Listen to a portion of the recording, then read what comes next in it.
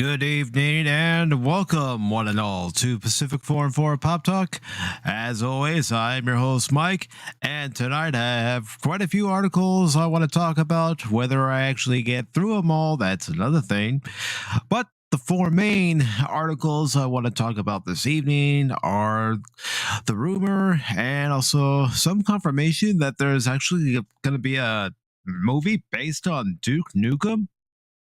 And you also have Neil Patrick Harris joining the cast of Doctor Who. And there's two conflicting reports concerning Amber Heard's involvement in the next Aquaman movie. So that'll be interesting in itself. And the other one is about Chris Evans' reluctance about returning to the role of Captain America. But first, before I get underway, I want to say hello to those of you who are currently in the chat. First, we have Phil McCracken, who says Patrick Stewart is Snoke. Yes. Well, Phil, you did see that picture last night on Tuesday Night Trek. As a matter of fact, if there are folks who are going to be watching this on the replay who aren't part of the Star Wars Guys YouTube channel, well, let me go ahead and post a link in the chat, and please subscribe to Star Wars Guys. We do Tuesday Night Trek every Tuesday at 9 o'clock Eastern. And right now we're going through season 4 of Star Trek The Next Generation.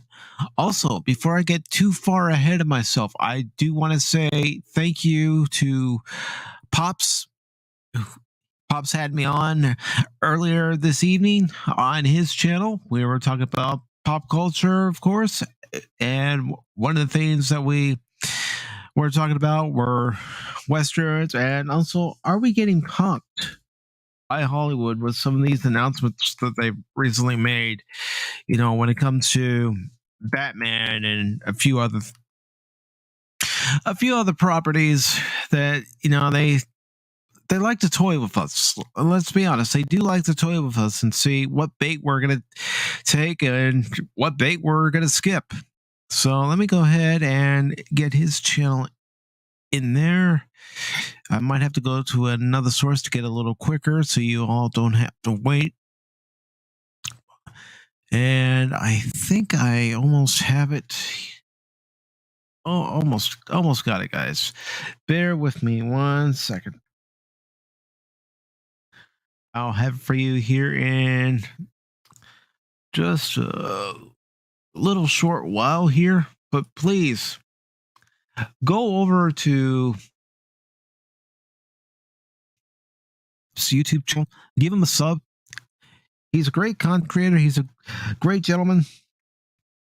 I'm appreciative that I was able to be invited over to his channel. And anytime I go over to anyone's channel, I want to respect their house rules, because that's how I look at it. I look at it like I'm going into their house, and they have their rules that they already have set. They have their own style that they already have set, and I want to respect that. So please subscribe to Pops and check out his content. It's definitely worth checking out. Also, I'm going to put in a couple of other links too, because I was there with Magitech Mags and also Brandon the Anime Guys. So please subscribe to their channels as well. Let me just get their links. And there we go. I've got it copied. Now I'm going to go ahead and paste it into the chat. And just give me a second to do that. And then, of course, I'll put in Brandon the Anime Guys link too. So if you're not subscribed to his channel, subscribe to his channel as well. Let me just fix that real quick. Here we go. And now let's get the link for Brandon the Anime Guy. Just real quick. Again, please bear with me. I hope you're all doing well this Wednesday evening. I hope the week's been good for you so far. And I know the weekend is fastly approaching us. So let me go ahead and post the final link, which is to Brandon, the anime guy. There we go. It's almost there. I type a little faster if I can. Oh, there we go. And I've got it for you right about now. And here we go. So please check out their channels, give them a sub because, again, they all do great work. So continuing with everyone who is currently here for Pop Talk, Phil McCracken goes on to say, White Sox is a true team of Chi-Town. Well, they're certainly winning more games than the Cubs at this point. And Phil McCracken also says, embrace the fake. Input latency, welcome. He says soon. And hello to Leia Rose, who says hello PACIFIC414. She also says hello to Phil McCracken. And she also says, hey, input latency. And the last thing she says is Chris Evans, beep. Actually, whoa, I don't know why I just went beep. I've got that sound on my soundboard here. So let me just play it. There we go. But yeah, I don't know. What should be the first story that I start talking about? Well, you know what? I do have some thoughts on one story, and I think I know which one I'm going to go with first. If any of you have been PC gamers or, console gamers, you know that there's a series of games called Duke Nukem. There's Duke Nukem Forever, Duke Nukem 3D. Well, apparently the folks behind Cobra Kai are going to be penning a script for a Duke Nukem movie. And before I get to that, I do want to say hello to Resolute Germ. How are you doing? Yeah, there's going to be a Duke Nukem movie. And yes, I haven't forgotten, folks. I'm going to go ahead and post the invite link for anybody who would like to join me this evening. So there we go. And I will go ahead and pin that to the very top. Well, here we go. So, let's go ahead and get on with the Duke Nukem story. Let's see, which soundbite do I want to play? Yeah, why not this one? Hail to the king, baby. That's right. I'm gonna get medieval on your asses. And of course, let's see. Do I have it yet? Yes, I do. It's time to kick ass and chew bubble gum. And I'm all out of gum. All right, so let me pull up that story. Just bear with me. All right, there it is. And here it is for all of you. Let's get it up there on screen. And there we are, folks. And hello to Brandon Looney Tunes Fans 2000. Welcome, brother. And let's see. Input latency says I prefer Doom myself. Back in the day, I would play both of them and have fun. But this article from Superhero Hype says Cobra Kai creators developing a Duke Nukem movie for Legendary.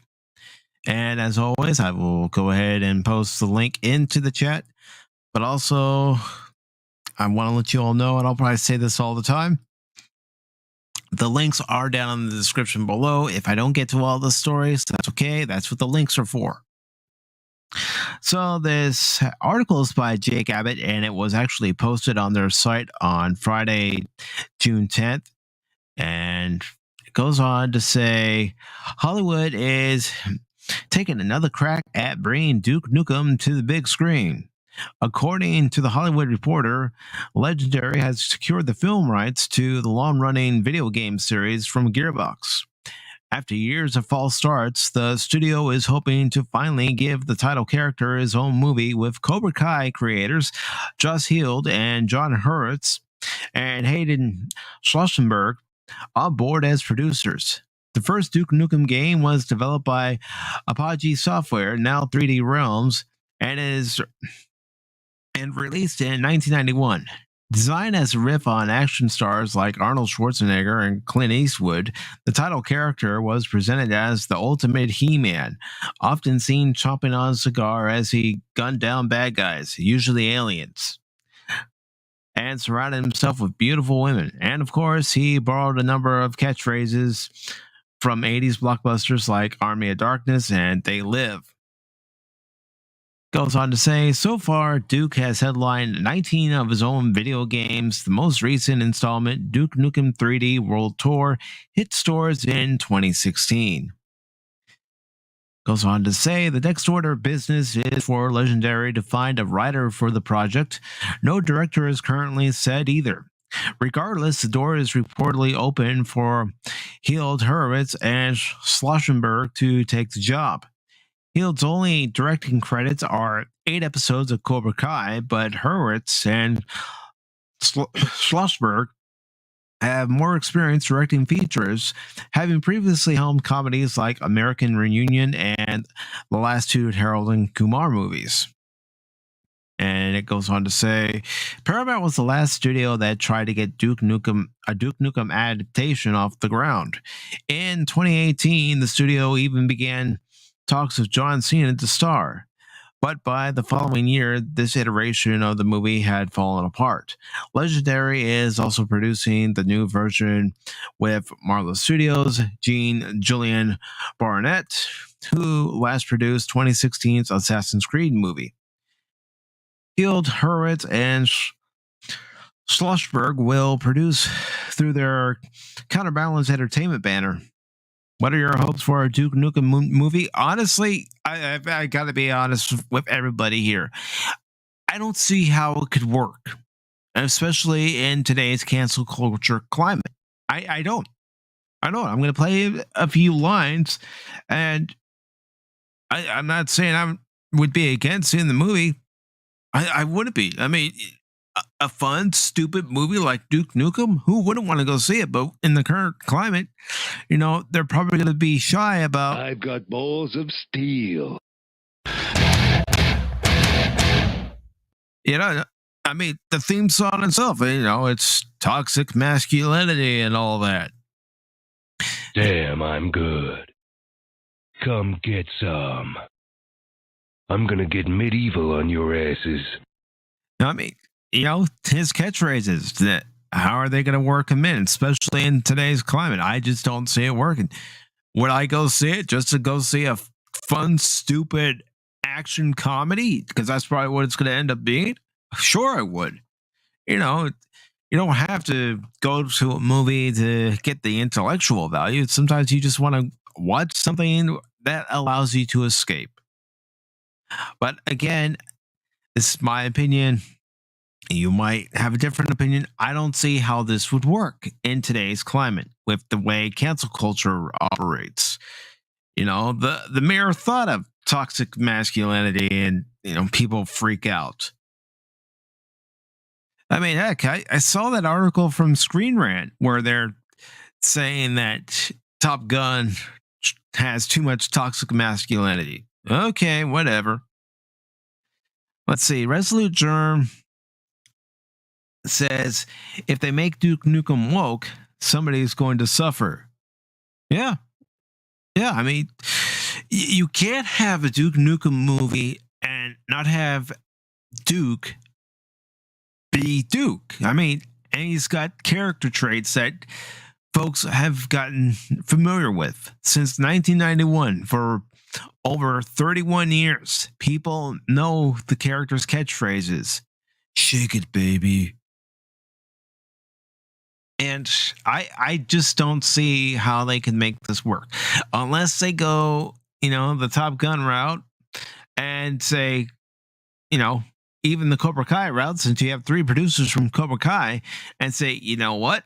We're going to do this thing and we're going to do it right. regardless of what anybody on social media says, whether it's Twitter, YouTube, or anywhere else. We're going to say it. And let's see. Brandon says, I just gave you a shout out. Well, thank you, Brandon. I really appreciate it, brother. Really appreciate it because, we do. We help each other out. We shout each other out. We share the links to everyone's channel that, we like to watch and other people like to watch. We see each other in the chat. I know there are times where I go into a chat, I say, hey, what's up? And then sometimes all I'm doing after that is listening. I know I'm not the only one that does that. But, we are a community. We're a community that, without each other, we're nothing. To be perfectly honest, without each other, we are nothing. And, I know I'm not the most articulate person when it comes to talking and trying to think of something to say in a good manner. But, I appreciate everybody who's given me the chance and who's stuck with me. And, it's helping me grow because I can't grow without you. I can't. And I'd be a damn fool to think I could. So let's go ahead and move on to the next story. Yeah, this one seems like a good one to move on to. Let me go ahead and copy the link to the story before I share it. And I also want to let you all know that tonight I will be doing my live reaction followed by a spoiler-free review of episode 3 of The Orville. And so far, I am loving the season. I can't get enough of it, to be perfectly honest with you all. I can't get enough of it. And, that's what we want, right? We want to be able to watch things that we just can't get enough of. There's also a game coming out tomorrow. And you're all going to laugh, but for anyone who's been a part of Pop Talk, you've heard me gush about it. You've heard Cash Money gush about it when Common Sense America, aka the Smoking Patriot, is able to join us. He's even gushed about it too. It's the fact that there's a new Teenage Mutant Ninja Turtles game that it goes back to the old school ways, and it looks fun. It looks like a lot of fun. And I looked at the price point. I'm thinking, well, $25, fine. I'll give it a shot for $25. It's not a game I would pay $50 for or $60 for, but $25. Why not give it a shot? And let's see. Resolute Germ says the new season is good, but compared to the first 2 seasons, it's lacking. Yeah, and I understand where people are coming from with that approach, because in the first 2 seasons of The Orville, you had comedy, and people got used to it being a sci-fi comedy. And now that it's taken a more serious tone, it's taken some people aback. It's going to take some people time to get used to it. Does that take away from the show? Possibly. And the reason why I say possibly is all because in season 1, you're introduced to this show that's pretty much a spoof of Star Trek, especially Star Trek The Next Generation. And you see that in season 2. And you get used to it. Yes, season 2 did start getting more serious. And then you get into season 3. And of course, we have Electric Sheep. And then last week we had Shadow Realms. And they were both in a very serious tone. Now, do I think that Seth is getting rid of the comedy completely? No. You've got to throw some comedy in there. That's what people expect when they watch the show. But, I can't blame him for wanting to take a more serious approach. And as far as a serious approach, well, there's only one Transformers movie that anyone needs to concern themselves with. And I know I play this clip a lot here on Pop Talk, but I'm going to play it again because this is the only Transformers movie you ever need to concern yourself with. One shall stand, one shall fall. Why throw away your life so recklessly? Like I said, the only Transformers movie you need to concern yourself with. No, Phil, I will not embrace the fake. No. No. No. Nope. Nope. Not gonna happen. Not gonna do it. How about no? Not gonna do it, Phil. Not gonna do it, brother.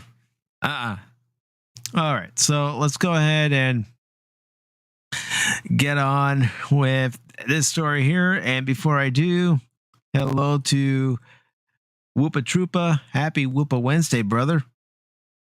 Hope your computer's doing better. No, Phil, I'm not going to. You can't make me. No, no, no, no, no. No, no, no, no, no, no, no, no, no. And before I get on with this article, please welcome Anonymous. How you doing, brother? Hey, I'm fine. How are you? I can't complain, brother. Hope the day's been good to you. It was a fairly easy day. Didn't have to work hard, and yeah, as long as you don't work hard, everything's great. Yep. And it's midweek. The weekend's close. Yeah, and I get Friday off too, so that's awesome. Well, it's even closer for you. Yep. So what's going on? What do we got going on today? Oh, we have several articles going on today. Whether we get to them all is another thing. I just talked about Duke Nukem movie that's in the works from the producers of Cobra Kai. And my view on it is I don't see how it's going to work in this woke culture, in this cancel culture. How are you going to keep Duke Nukem Duke Nukem? They won't. Unless they get somebody who actually played the game, liked the game, and who they're going to get to fund it. They're going to inject something in it. So, or, cuck him in some way. I have no faith. I'm going to tell you, I got no faith in anything that comes out nowadays. If I'm wrong, I am pleasantly surprised and I'll be happy. But until that, my default is they're going to screw it up somehow. And I do want to say hello to Tim's Talk. Hello, Tim. If you'd like to come on, you're more than welcome, brother. As a matter of fact, for everybody who would like to come on, you're more than welcome. As a matter of fact, please welcome Phil McCracken.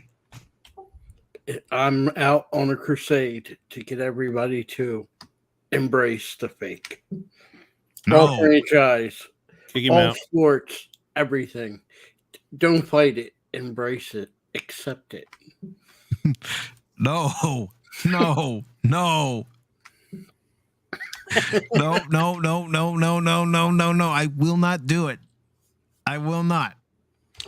When you take the time and you go through YouTube, you see that it isn't Star Wars, it isn't just Star Trek, it isn't just Doctor Who.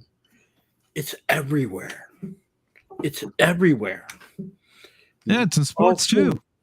And I realize that for somehow, some way, there's a disconnect between people that are, and I hate to say this, I'm not sure if it was always there, but there's really a disconnect between people 30 and above and 30 below. What we like, they hate. And apparently what we hate, they like. And it's really, I think, deep, even deep and probably more than when it was when we were kids. I think right now the divide is that bad. I mean, like I said, it's in sports.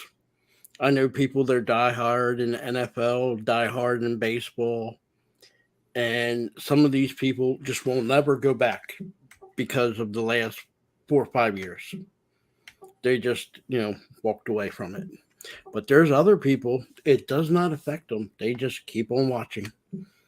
So I'm trying to find my way as an individual and as a person.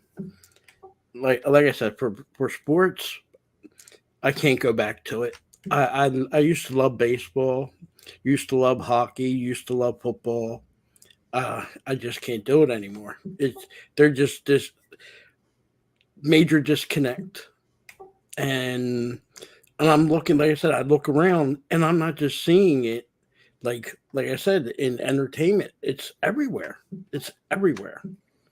And well, I mean, look at the rule changes Manfred keeps making in baseball. Leave the game alone. That is just like they have to tweak her.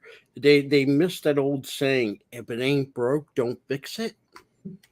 That really speaks a lot of words what how we were in today's society. Let's change this. What's going to happen like in baseball in 10-15 years? You don't get walked, you don't get 4 balls, you don't automatically take first base anymore. Balls don't count. You can't get, if you get hit by a baseball, you automatically don't get first base. I mean, where does the changes end? When do you just say, leave things alone? Unfortunately, they're going to keep going. They're already trying different things in the minor leagues. Yeah, you used to say, well, you know what? Locally, we have a AA team here by where I live at. It's they call them the Blue Rocks, and they're an offshoot of the Kansas City Royals. And you would say, well, I'm not going to watch the professional league anymore. I'll go watch AAA and AA. But now, like I said, it's like it creeped downwards. I sometimes like going to see even college baseball, like the local college. Mm-hmm. And even there, it's like incidents, like they just had the one incident where the guy was singing the national anthem, but apparently he wasn't a Texas A&M. I can't even say it. Texas A&M, the Bulls, or whatever they call it, the Longhorns. And he did the symbol of the Longhorns with the 2 fingers, pointing down, and he called flack for it. I mean, really? I mean, all the things to go after him for, or a person to go after. People always used to make stink of the opposing teams. People would make fun of, remember the Braves used to do the tomahawk chop. And if they start still do it. Yeah, at the opposing team, if you're at the opposing stadium when the Braves messed up or they lost, they take the hand and they make it look like a disembodied robot. To do a counter. Or, they would get the foam tomahawks and start waving those. Yeah, I mean, I don't understand today's world. I really don't. I mean, like I said, it isn't just baseball, but it's everything now. It's almost at the point like the only way to stay sane is to be an isolationist. Just, don't watch anything. I mean, not saying don't watch anything, but totally cut yourself off from any type of reviews, people's ideas, because you say something that goes counter to what they say, you get crucified for it. And I hate to use that word, but there's no other term for it. So, I mean, I watched the recent episode of Kenobi, and I thought it was a little better than the previous episode, but that's not saying much. Now, the whole Kenobi thing, I was against it from the very beginning. My whole point is it was like people wanted to see a PSD Obi-Wan. You don't see him have PSD anymore. Somehow, magically, in a couple days, he got over his PSD, which is impossible, but he seems to be the Obi-Wan of old. Last episode I watched last night, and I'm watching it just for the sake of watching it. I really didn't like it. I really don't. I don't understand it. Like I said, I don't even understand the whole point of the show. To me, it's like they wanted to tap in to the Clone Wars, force something in there.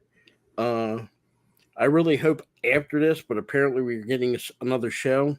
I was hoping we would be done. Let the Clone Wars story been done. We had 3 movies. You had the 2 animated movies by the people that made Samurai Jack. You had the Clone Wars TV show. You had Rebels. You had Rogue One. Well, I guess Kenobi now. How many times are they going to reach back and try to pull, the rabbit out of the hat? Until Well, all that's the the thing. characters are dead. That's, I hate to say it, but I don't know. I think he's right. That's, Star Wars was the last one that wasn't, it was damaged, but had the hope of turning around. I mean, Star Trek, let's just be honest, nothing's good's going to come from that franchise. Not for a long, long time. Star Wars had a chance. Doctor Who, maybe, but they destroyed the fandom over there. It's going to take a while for any turnaround. What franchise do we have left?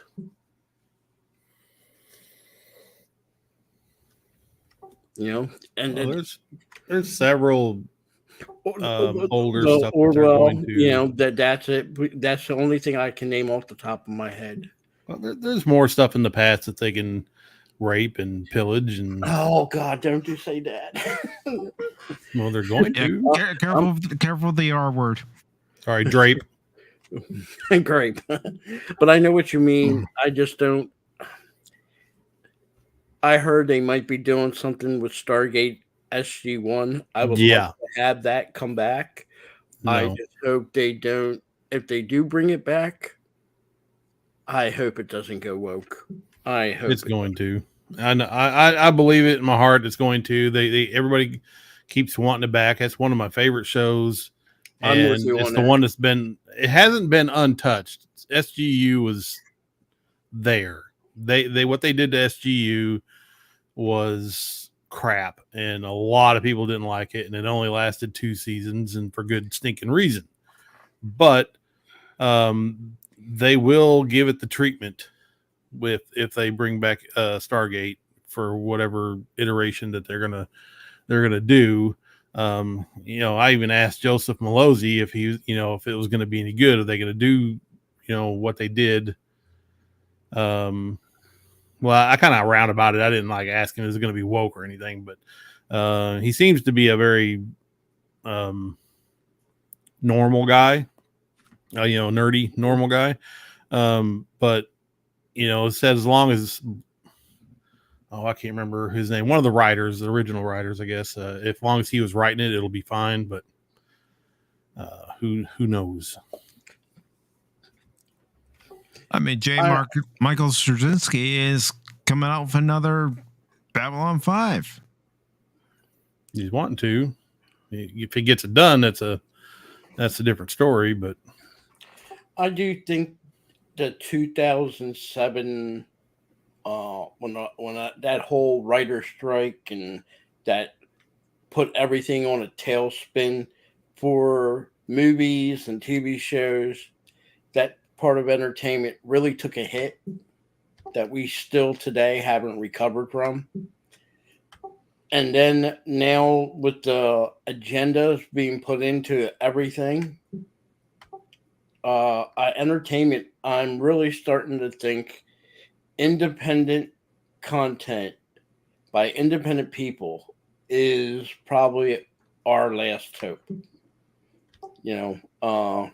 I've seen it's been out for a while, since 2015, a fan-made Star Wars.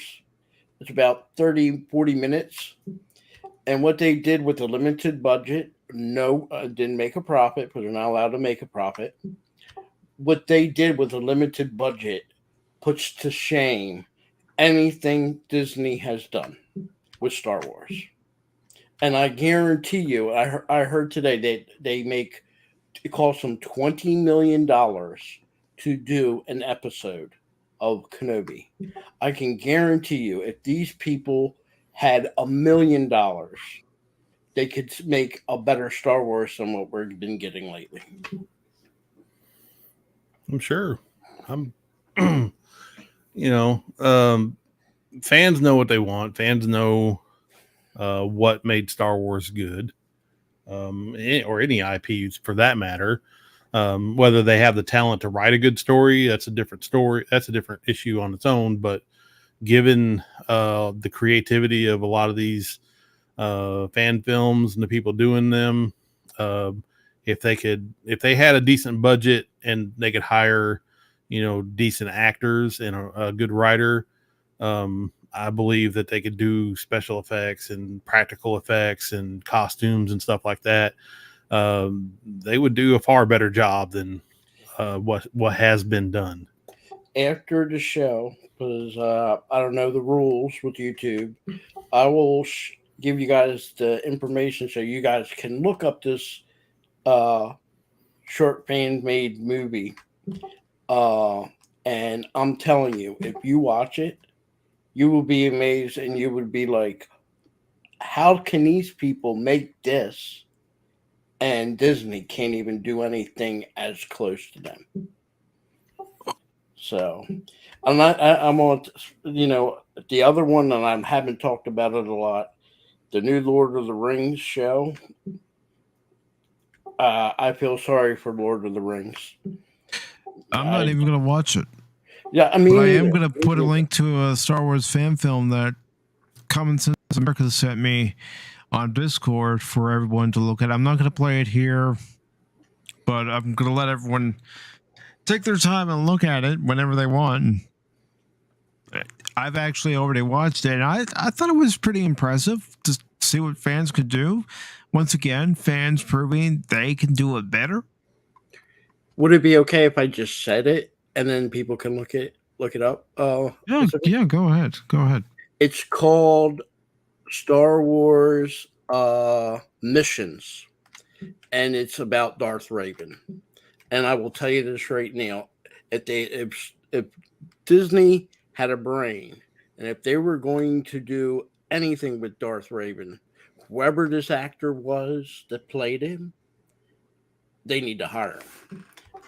I guarantee don't take my word for it, anybody that just takes the time to watch it, you will agree with me afterwards. I haven't yet a person that watched it that said that was bad made. So, well, if you could put the link in the Discord, then I'll put it in the chat. I greatly appreciate that, Phil. I don't have your Discord. I forgot to hit the accept. That's okay. Just send me a DM on Discord. Okay, I got you. Yep. Forgive me, I'm old. Don't be like Paul and abuse the elderly. I'm not gonna do anything to hurt you, Phil. But I will start reading this article from Gazette, and it says Transformers: Rise of the Beast merchandise reveals first look at Optimus Primal and Bumblebee's forms. Now, I gotta be honest. I'm done with the Transformers movies, the live action ones. But I just thought I'd read this article because I want to check out these first looks because I'm curious. And thank you, Phil. I will go ahead and post that link into the chat for anyone who wants to watch the fan-made video. And here you go, folks. All right, so let's go ahead and see this. It says the first Transformers Rise of the Beast merchandise has been revealed, and it includes a first look at Optimus Primal and Bumblebee's appearances in the highly anticipated blockbuster. Check it out. I don't know how highly anticipated it is. It's an animated, right? I think it's live action. Or digitally animated. Yeah, you could say that too with the CGI. And it says, after Bumblebee restored faith in the Transformers franchise among many fans, there's a lot of excitement for Transformers Rise of the Beast. Creed 2 director Stephen Caple Jr. is stepping behind the camera to take the helm, while the project has already found two impressive leads in Anthony Ramos in The Heights and Dominique Fishback, Judas and the Black Messiah. It goes on to say, as the title suggests, the 1990s set movie will put the spotlight on characters from the Beast Wars era of storytelling, meaning we'll get to see the Maximals, Predacons, and Terracons in live action for the first time.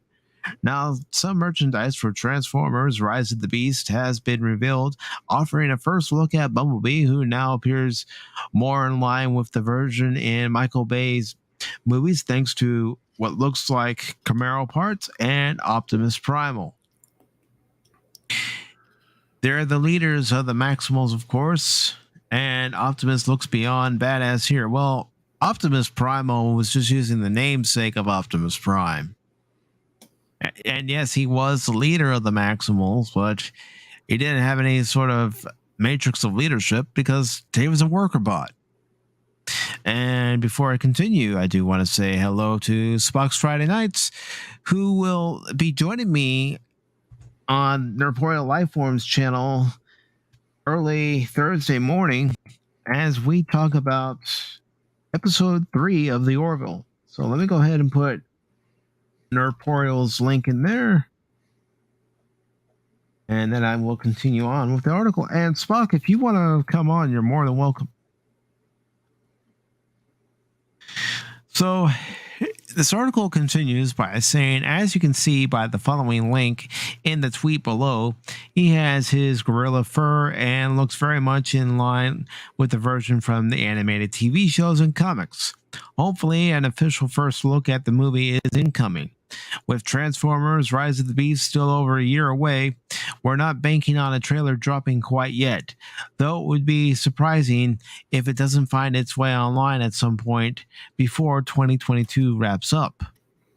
Transformers Rise of the Beast is set to be released in theaters on June 9th, 2023. And there we go. You see Optimus Primal, you see Bumblebee. All right. I did like the automated animated show that they had. I'm not sure this is going to fly live action. Sometimes certain things shouldn't be made live action. I don't think this is going to work live action. No matter what, bottom line is still Transformers. And how many movies have we gotten from Transformers now? 5? 6. I mean, I think we could use, I think our entertainment, especially the movie industry, once they find something that has something of a success, it isn't enough to do 1 or 2 or 3 movies. They got to keep popping them out. Disney, Pirates of the Caribbean, example. This one right here, Transformers, another example. There's some exceptions. Harry Potter, because, as many books as they had. But as far as other ones, what happened to the movies where you got maybe one movie and done, or maybe a sequel, but that's it? I mean, Willow, to me, when it first came out, was good. And for the longest time, we didn't need a sequel.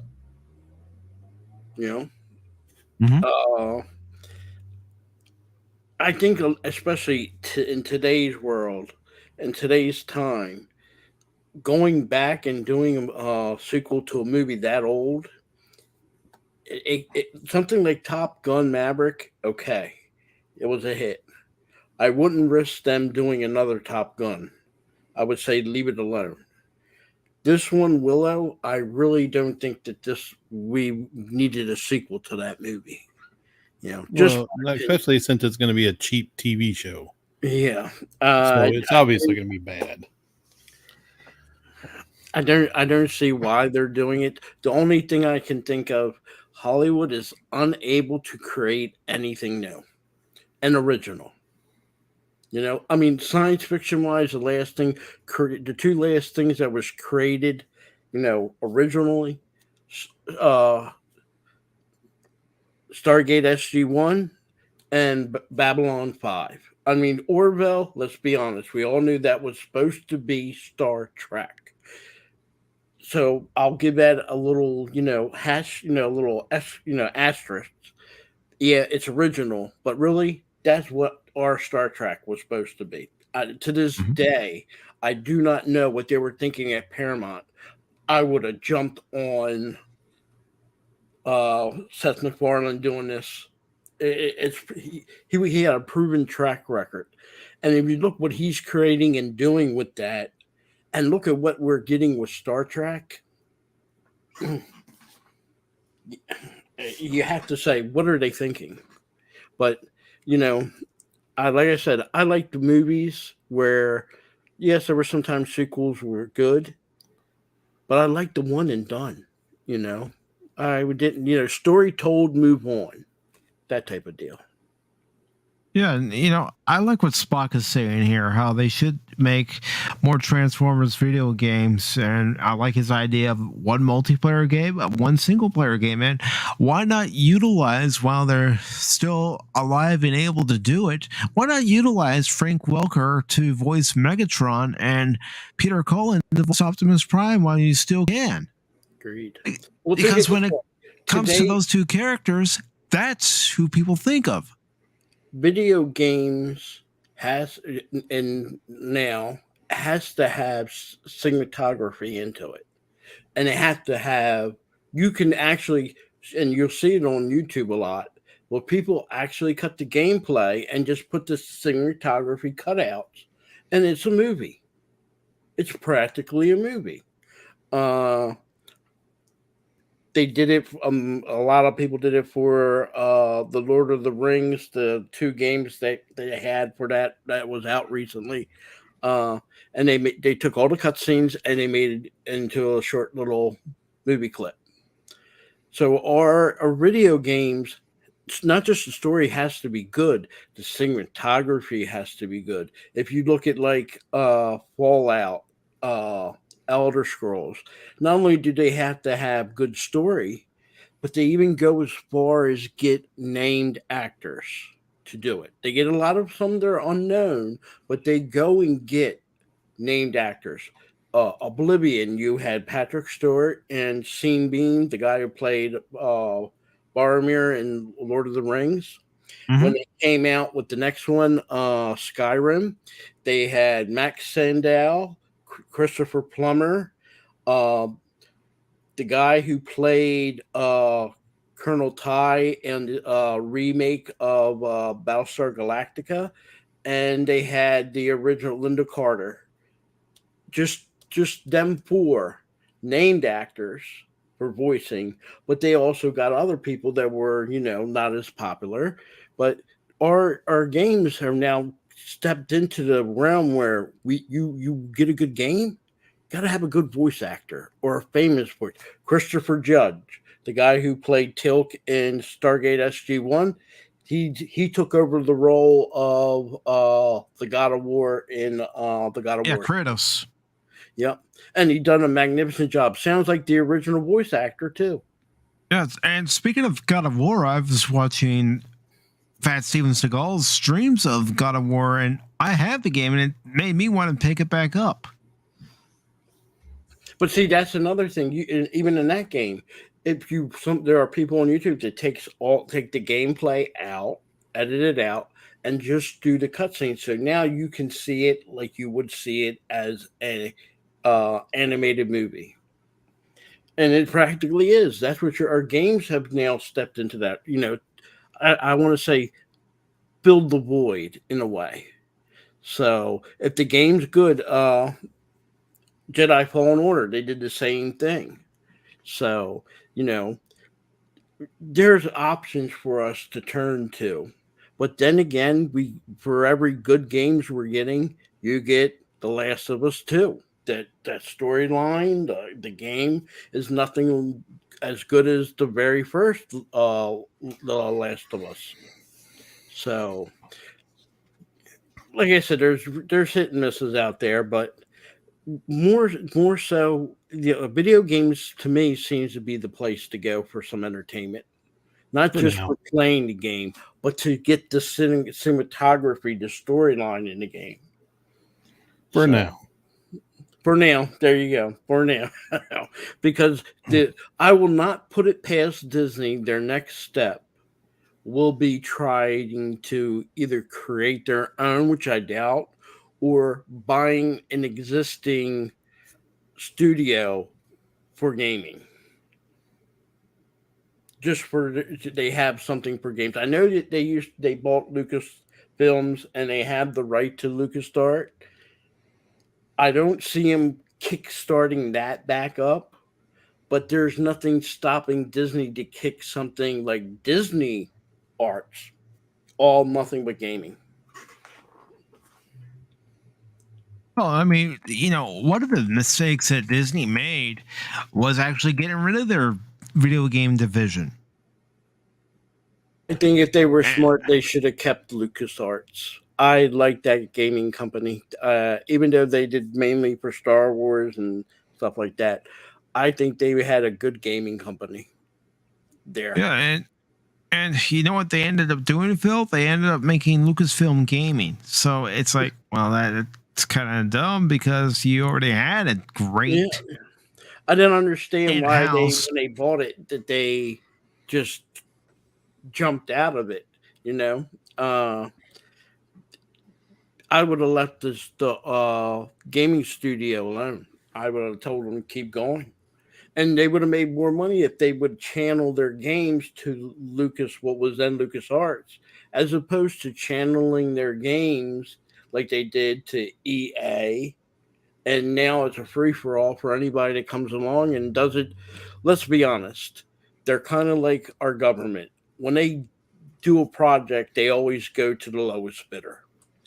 And I think Disney, we commonly can say, they will go to whatever studio is going to go, give them the lowest bid, max money. So, but LucasArts had quality games, quality in everything they touched. I can't think of a bad Star Wars game or even bad any game that they came out with. I can't think of one. I mean, all the games were fun, even if one game was a little better than the other. All the games that I played, whether it was on NES, Super NES, PC, you name it, they're all fun. I mean, some might say, it's just had full motion video, but Rebel Assault 2, I love that game. You all right, Phil? I have, unfortunately, behind my house, I have a Texas Roadhouse.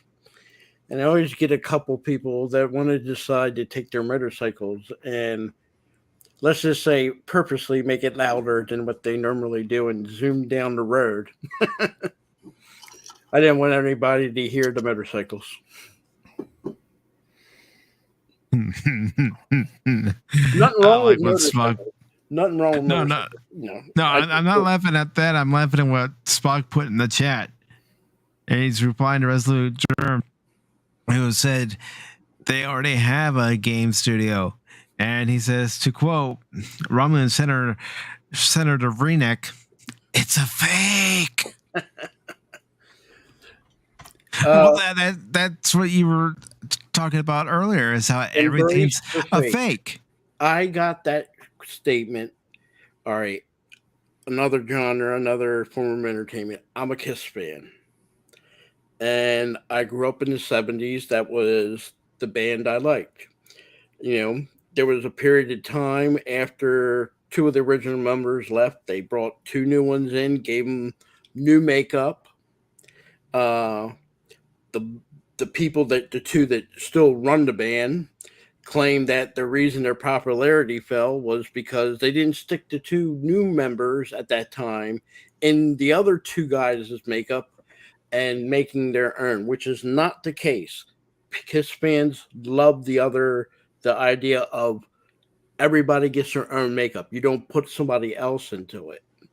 Then they took the makeup off, and they still were popular.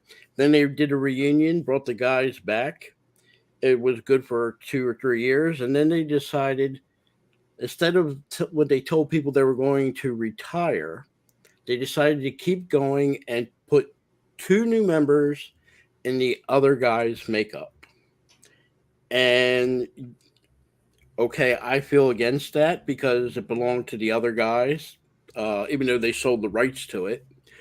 But when you have, if you were ever to see it, the current Kiss guitarist and the original Kiss guitarist, he imitates him every which way you can think of. And it's practically, I hate to put it, it's like an Elvis impersonation, or what you would call half a tribute band. But they pass it like it's the real thing. And fans go and see them. That's fine. But recently, the last couple of years, they've been doing backtracks. And in the last 2 months, they got caught twice, obviously with a backtrack, Milli Vanilli style. Yet you have people still paying $200 plus to go to this concert to see a quote unquote live show, and it's not live. And they can plainly, it was obvious to everybody there that, it was a mistake. It was a backtrack. You can tell they were lip syncing. Yet the people still went nuts and were applauding. And I think that's what we get with a lot of the genres, particularly Star Wars now. For some people, it doesn't matter. They're still going to applaud. They're still going to pay $200, and they don't care if it's a live show. Me, if I pay $200 for a live show and a person is lip singing, oh, hell, Mike, you knew this when you were a kid, that would be a riot. They would tear down the auditorium. It'll be gone. But in today's world, they rather embrace the fake than not have it at all. I'm the type of person, I'd rather not have it at all. And I don't care if it's Star Wars or music or whatever. If it's fake, I don't want nothing to do with it. I rather you put on the crappiest show as a live band. I'd rather you make the crappiest movie, but it was original, than to do a remake, a rehash, or something like this Obi-Wan that was purely put in place, not because they wanted to do this. This was purely a cash grab. That's the way I see it. That's the way I feel. And like I said, I'm not sure if this is just the way today is with entertainment as a whole, or, maybe I'm out of touch. Maybe I'm getting too old and I'm out of touch. No, Phil, because, this past weekend, the Cubs were in New York playing the Yankees, and the Cubs broadcast interviewed former Cub Anthony Rizzo, who was traded to the Yankees last July. And one of the things Anthony Rizzo said is that a team like the Cubs should be competing each and every year. They shouldn't be having a fire sale like they did. They shouldn't be looking for cheap players to put on their roster just to fill a roster. They should be competing each and every year because they're a big market team. And he's absolutely correct. Right now, the Cubs are on a losing streak, and fans are getting tired of this. They're getting tired of seeing a high AAA team in the major league field. I think baseball does now is football, that there's a collective bargaining agreement with the players union where the team as a whole, they take the profits. And let's say it's 70 million. I don't know. I guarantee it's more than now. But each team gets 70 million, and it's not coming out of anybody's pocket. It's coming from TV, the TV contracts and other contracts. So every team gets the same amount, 70 million. They take that 70 million, and that's what they can play their players. A lot of these teams, Oakland Athletics is a prime example. They never spend the 70 million. They'll do maybe 40 or 50, and they pocket the 20 million. And if it's a fluke season that the A's make it to the playoffs, they're happy. And I think a lot of these teams, they do it. If a team makes it to one World Series, it isn't like they want to have a dynasty. It's get to that one World Series, win it, break up the team after the next year, and if we're mediocre for the next 4 years, our fans are happy we won one championship. And I think that's a lot. And I'm not just blaming baseball and football. I think that's gone into basketball and hockey to a degree. So, well, Resolute Germ brings up a fact saying with stuff like Kiss, it's just legends and concert type of thing. You just pay to see Gene Simmons is alive, but he's not live. Even though he can still sing. The band Kiss right now is doing lip singing. Yeah, but he's saying what he's saying is you're seeing that he's still breathing, he's still flesh and blood, he's still live on stage, and not passed away. Well, I hate to say it. I was trying to think of a gentle way of bringing it about. I don't want no one to die. Don't get me wrong, but when you got somebody 70 years old, singing, all right, Paul Stanley can't sing no more. It's a fact. He can't. So I understand why he has to use the background track. But if that's the case, you need to put it on the ticket that they're doing background vocals. Be honest about it. You can get away with it. Nobody would show up for that. But I will tell you this, and I've been a victim of it even before. I used to go take my kids to go see Walt Disney on Ice. You go to the hockey ring, they put the basketball court over top the ice, or they unveil it and they skate on the ice and they perform. They had it for like Toy Story, Aladdin, everything. Well, I took my kids to go see Disney on Ice 3 times, no problem. The 4th time, decided to take them to see Barney on Ice. Advertised Barney on Ice. When I went to the show and watched it, Barney and none of the characters that were supposed to be ice skating were ice skating. They're walking around on the basketball court. Yeah, like I said, it's all genres, and that was in the 90s. Personally, I really would never had wanted to go see Barney on Ice or on a basketball court, but since my kids were at that age and they liked Barney, I was forced.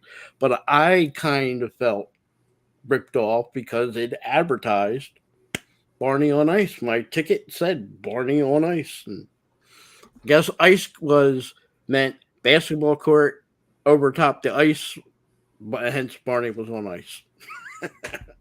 And it was not cheap. Them tickets were mid-90s. You're looking at $70 a ticket. No. The things you do for your children. Well, there's some things I won't do for my children, and Barney would be one of them. I didn't let my kid watch that crap. The one they started to like, but I put an end to, was the Teletubbies, because there was no educational value. It would send your kids backwards, not forward, because they never talked. They talked like goo goo gaga the whole entire show. So that was the one show I couldn't believe they put on PBS, but people loved it. People of not just younger age, but older ages loved it too. I knew some people who would watch it. I would go, okay, well, whatever makes you happy. You know what made me happy was that Saturday Night Live show that had Charles Barkley, and he beat up on Barney. Every parent in some form or fashion at that time was so happy about that. Charles Barkley beat up Barney. Well, I hate to see that. I'd beat up Barney on ice. That'd be great. There you go. Tonight on pay-per-view, watch Charles Barkley take on Barney on ice. Who will Barney be loving afterwards? Probably not Charles Barkley. No. And in point, like I say, I agree with you. But like I said, for something like Kiss, who is known for their live show, and granted they are in the 70s and the lip singing maybe helps them to do a show. Like I said, if they put it on a ticket, I think a lot of people will be more forgiving than them going out there and I think a reduction in the price. I wouldn't pay $200 for them to do a live show where I can buy a studio album and hear it just fine in my house, or go buy a bootleg of a live performance when they used to do live performance and listen to that. I think people are realistic, in some things. If you're honest with them, might accept it, might not, but maybe some will. But when you try to deceive your customers, to me, that's a deception. But like I said, as in all genres now, you go to a baseball game, they used to have I'm not sure if they even still have the trade deadline, They do still have the trading deadline. They just, change it whenever they want to anymore. Instead of it being on July 31st, last year it was on July 30th. It's like, really? One day you don't want to wait till the 31st. Come on. They used to say after the All-Star game, you can get a feeling, but sometimes there were some of these teams that looked like they were maybe 500 or close to 500, and they do a turnaround. It didn't always happen, but occasionally did a turnaround and might have made the one wild card spot, or would have made it even to a chance, win the division. Today, if they get to the All-Star game, most of these teams, they figure we're not going to make it, so they go on a fire sale. And baseball is known for that. I always hate that about modern baseball, when they do that big fire sale like a couple weeks after the All-Star game. The glory of baseball is, yes, there's a lot of games, but you always have a chance to turn it around. You can be slightly, maybe, slightly below 10 games out of first place, but there have been teams that overtook them and won the division. And you used to love that. The 2007 Colorado Rockies, they were able to get into the playoffs because they got on a winning streak. Mm-hmm. The Cardinals last year, they had their winning streak and they were able to get into the playoffs. Yes, they got knocked out by the Dodgers, but still, without that winning streak, the Cardinals would have gone to the playoffs. I know, Whoopa, if you're lurking, I know. But even back in the day, when your team, even when they went on a big streak and they were fighting for that division win, and they end up losing, you were not hurt. Yes, you were hurt that you couldn't go on, but you did give them credit for the turnaround and the valiant effort. You see what I'm saying? Instead of what we get today, 500, I'm going to do a fire sale. I'm going to bring up all these AAA players, and you got a AAA team for the last 60 games. If you wanted to pay money to go see a AAA team, you would go to the AAA game and the AAA team to watch it. And nothing wrong with AAA, but sometimes it was more fun to watch a AAA team play than sometimes seeing your pro team play. But yeah, like I said, we can all nitpick, and I hope I'm not sounding like nitpicking.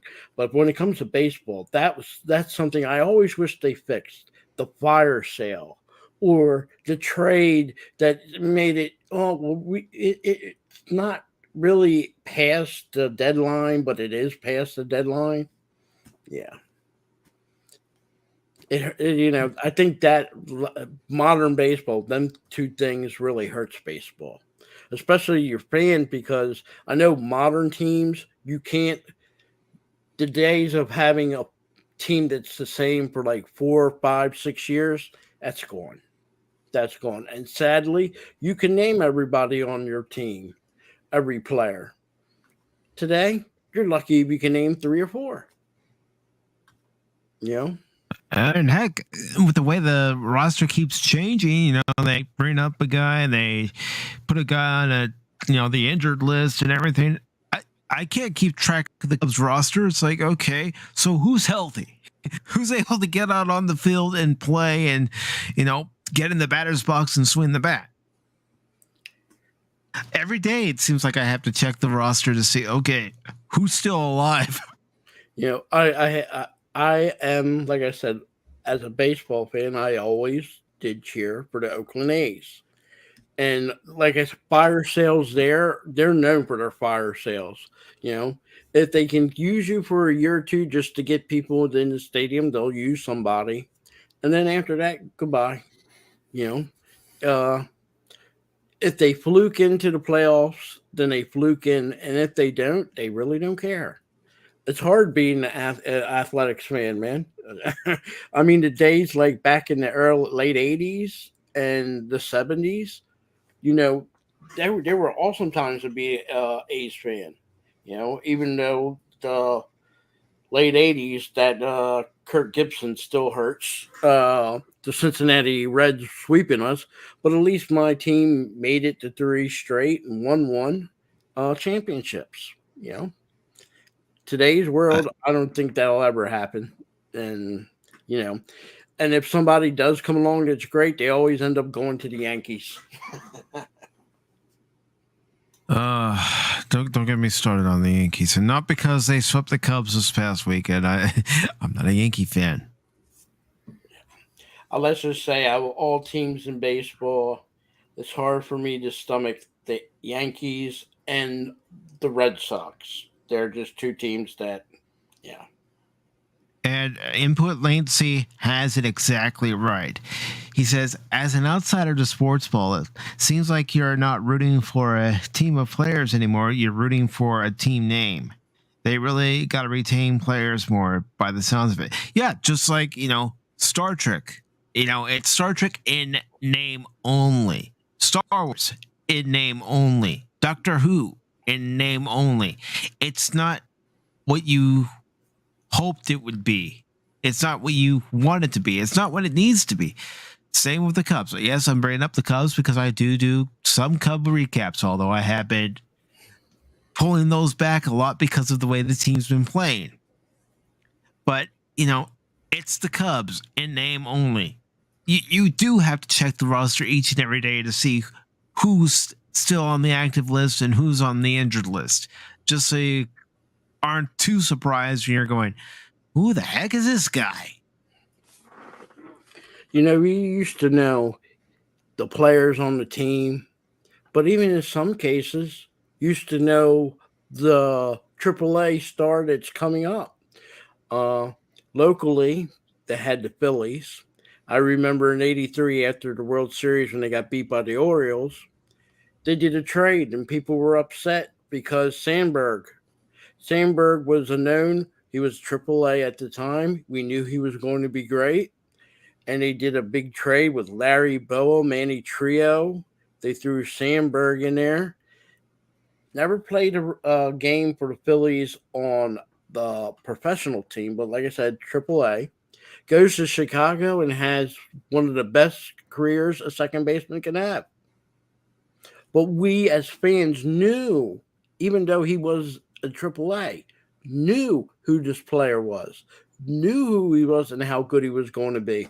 But they just, you know, let him go. Chicago got a good deal. So. Yeah, and, you know, there are 2 reasons why I'm a Cub fan. One, because of my neighbors that I had in the neighborhood I grew up in, California. And 2, Ryan Sandberg, or as Cub fans like to call him, including myself, Rhino. Yep. Rhino was my guy. It was my guy because there were people actually, and like I said, remember, he was not on the professional team. He wasn't brought up yet. They were people crying. It was like we gave away Mike Schmidt, the Phillies. That's how hurt people were. But my point being is, we knew even the AAA players. We knew who was coming up. Today's world, in a way, it's everything so chaotic. You don't even know who's on the AAA. Today, tomorrow, next week, next year, you don't know. And that's sad. That's really sad, you know?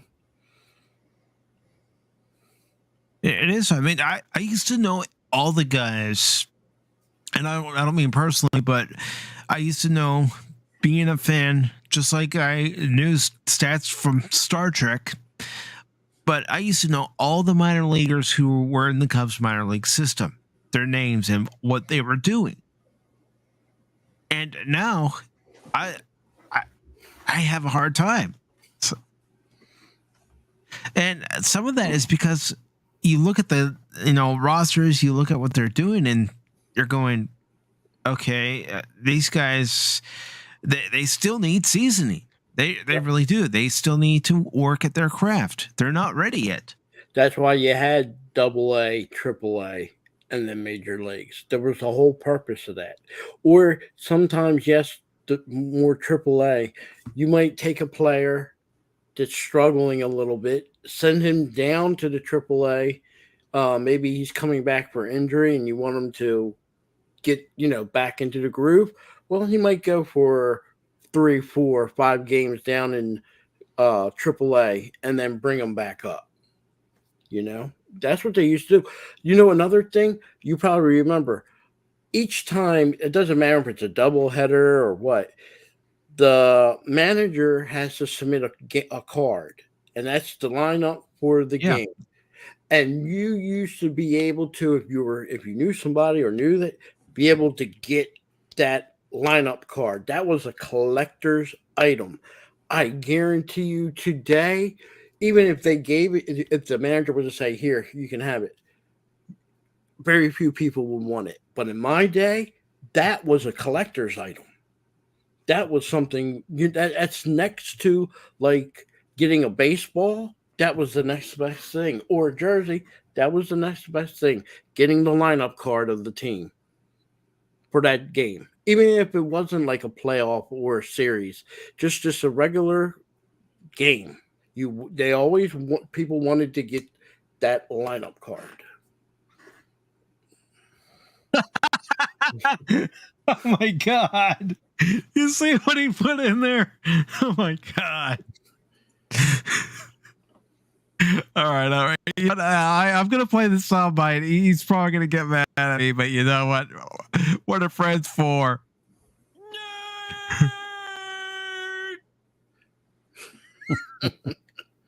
I'm sorry, I didn't mean to take you away from the. I know you're dying to talk about the fake redhead that Cash Money likes, Amber Heard. That's okay. I mean, we can delay it because I have this story that was posted on Friday. Then I have one that was just posted yesterday. So there are two conflicting stories. But Nerporial says, "Hey, Mike. Oh my God, I am swooning." It's not gay at all. No, no. Not that there's anything wrong with that. Just saying. Yeah. Xbox says, yeah. I know. No, nobody does at this point, but it's part of the pop culture news, so somebody's gonna talk about it. Yep. Homer is legend. So I have this article from Bounding in the Comics, and I'm going to go ahead and post the link in the chat. And there we go. And it says, rumor, latest Aquaman 2 test screening reveals Amber Heard screen time increased to 20 minutes. Now again, this was posted on Friday. I have a story that was posted yesterday that contradicts what this story says, but we're going to read a little bit of the story, and then we're going to go into the story that was posted yesterday. What's up, Nerporial? So it says a previous claim by scooper Casey Walsh that the upcoming test screenings of Aquaman and the Lost Kingdom would be interesting in the wake of Amber Heard's losing verdict in Johnny Depp's defamation case against her may have just earned a contending spot for the title of Understatement of the Year. It goes on to say, taking to Twitter on June 3rd, Walsh offered this suggestion in response to a claim from an anonymous individual that there was a meeting and all of Amber's scenes will be deleted from Aquaman 2. I didn't think they would, but it sounds like they are, said Walsh. The next test screening should be interesting. It then goes on to say, in light of how the trial resulting from Depp's defamation case was an entire disaster for Heard, with her reputation and credibility being lost among the average audience member even before the jury ruled against her, it logically follows that Warner Brothers would be ready to cut her loose. However, there has not been a turn in the saga that no one foresaw. It says, according to tipster and former contributor to Walsh's GWW, sounds like a wrestling organization. Welcome to GWW, where only the toughest men and women fight. News outlet, the Moonlight Warrior, Heard is not only still in Aquaman 2, but her screen time has gone up from under 10 minutes to close to 20. It says, in a follow-up tweet, Warrior acknowledged the Ultimate Warrior in his rocket ship. Sorry, I can't help it. I just, made GWW a wrestling organization, and they mentioned Warrior, so channeling Ultimate Warrior. It says, Warrior acknowledged that her extra screen time was unexpected. She had 10 minutes in the test screening before this one, so her screen time has increased, he reported. Goes on to say, if the scoop is true, it would demonstrate outright hypocrisy on Warner's part, considering how they fired Depp from the Fantastic Beasts franchise, based on allegations, and would seemingly be bending over backward to keep the unpopular actress in the picture, even rewarding her with extra screen time. Once again, based solely on Heard's word. Well, we all saw what her word is worth during the trial. Her new interview, she claims she still loves Johnny Depp. Right. Yeah. Aha. So the article continues by saying the studio also looks like they're caving to her demands, as she testified on stand that her role was pared down in each rewritten script, even allegedly losing a sequence that she was looking forward to filming. However, this claim was refuted by DC Films head Walter Hamada himself, who, in deposition provided as part of the trial, explained that her screen time was cut down because her story wasn't as critical to the film as Orm's. And let's go ahead and move on to the updated story. Like I said, I wasn't going to read that whole article, but this is what the updated information says coming from Yahoo. And before I read it, I will read your comments. All right, so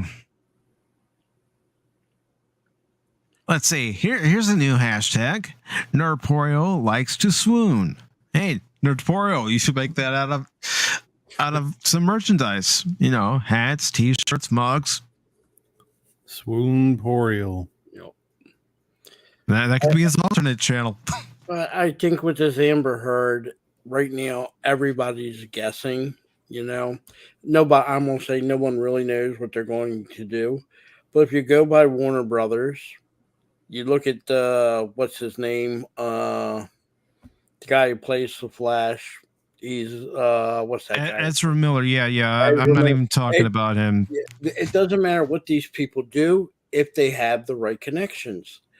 Amber Heard, it doesn't matter what she does if she has the right connections, whatever them connections are. I really think Warner Brothers and Disney, the reason why they jumped on Johnny Depp without waiting for a trial or anything like that, Johnny Depp had a big contract with Disney. A big contract. A contract that maybe in today's world would never have been done. And what I mean by that, normally back in the 30s, 40s, and 50s, you were contracted to one of the studios.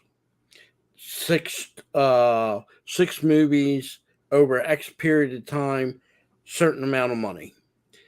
In today's society, the last 30 years in Hollywood. You were more independent. You can go for one movie and done with that studio. Johnny Depp, since he was successful and Pirates of the Caribbean blew up for Disney, put them on the map. They gave him a big time contract. That's something that hadn't been done since the 30s, 40s, or 50s, where he had X amount of movies and they promised him, didn't even have to be successful. He's still going to get paid. And he had a similar deal with Warner Brothers for them 3 movies there. And I think they stood back and said, we don't have to pay this guy this amount of money. We can go the other person or this other person to play his spot. And we might take a hit, but if we still pull in 60% of the fandom to go see the last, whatever, the Fantastic Beasts movie that was just out, it's still going to make them a profit, and they don't have to give out as much to Johnny Depp. Disney the same way. I know a lot of people, I wouldn't want to see anybody play in Pirates of the Caribbean. If there's no Johnny Depp, they shouldn't make it. But if they do the Robbie thing and she acts like Captain Sparrow, I'm sorry, I wouldn't want to see it or be a part of it. But I guarantee you, if they can pull in 60% of the fandom to see the movie, they're going to make money off it. And again, they don't have to pay Johnny Depp. I don't think they're going to get that many, to be honest with you. The last movie sucked to high heaven. I agree. I think they overplayed the Pirates of the Caribbean. Yes, they did. Remember this. The original Pirates of the Caribbean was never supposed to have any sequels. It wasn't supposed to be a success. The whole purpose of that movie was because they redid the Pirates ride at the theme park, and they wanted the movie to go along with it. It fluked in as popular as it did, given at the time Lord of the Rings was in the movie theaters and Star Wars on the prequels were going on at the time. So for them to even get the amount of popularity they got with that first movie, let alone Johnny Depp was up for an Oscar for that, Disney struck gold. And again, if you look at their live action history, the only thing they have in the last 40 years for live action that was popular is Pirates of the Caribbean. Not hurting anybody's feeling. Tron 2 was not a success, just like Tron 1 wasn't. John Carter was the biggest flop that they ever had in all movies. They never recovered the amount of money they paid. Nope. So, like I said, when they jumped on Johnny Depp, it wasn't just because the movie got popular. They were like, okay, Johnny Depp's the man. We'll lock him down for 6 movies. We'll help him with what was it? The Long Ranger and another movie. So it was smart on their part. But now you have to remember, if you're paying Johnny Depp, say $10 million a movie, which I doubt probably was a lot more, and you're paying him a retainer fee on top of that. Johnny Depp probably was walking around for the last decade and a half, probably getting from Disney alone maybe $10-12 million. That's a lot of money. That's a lot of money. And for them to say, hey, we can cut the loss here and we can still go on, it's a risk, yes. But if there's some people, like I said, people out there, they really don't care. If they see the Pirate Caribbean name, they're going to go see it and love it. Just like what's going on with Star Wars. Throw up the name up there, they're going to go see it, regardless if it's good or not. Yeah, but it's not going to make money. There's always a section of people that will go watch a movie just because, it's got a name recognition or something. But, the normies, I guess. But I don't think with the reputation it has with Amber Heard versus Johnny Depp, most people are Johnny Depp fans. And they get rid of Johnny Depp for the new movie. They're just gonna alienate a gigantic group of people that isn't gonna drop money down for this next movie and people are kind of sick of Margot Robbie, to be honest with you. They're tired of Harley Quinn. And if she comes out, like a pirate Harley Quinn or acting like Jack Sparrow, then it's going to be a big flat stinker. Yep. And I think even if Amber Heard stays in Aquaman or not, I'm going to be honest, I don't think it's going to hurt nor help. More of a hurt though, but I don't think it's going to be that big of a deal. I seen Aquaman on streamed, and I wasn't too crazy about it. Warner Brothers, I haven't been crazy for Warner Brothers films since the last Batman with what's his name? Christian Bale. Christian Bale was there. That was it. Warner Brothers worse than Disney. Look at what they did. They were losing money. In no world should Batwoman have even gone for 3 episodes with the bad ratings it had. How it went for 2 seasons is beyond me. And the amount of money Warner Brothers were throwing into all them bad TV shows. If you ask yourself why did Warner Brothers decide to sell their DC, because they lost money and they were willing to lose money just to promote a message. They all are. It's the cult of the day. They bought into the fact, or bought into the idea that capitalism is bad. So making money is secondary. They're fine making enough money to stay afloat and keep their business open while they push their message. So most of them are true believers. The ones in power are true believers. People who are working, the activists that are working in these companies, they're pushing that from bottom up.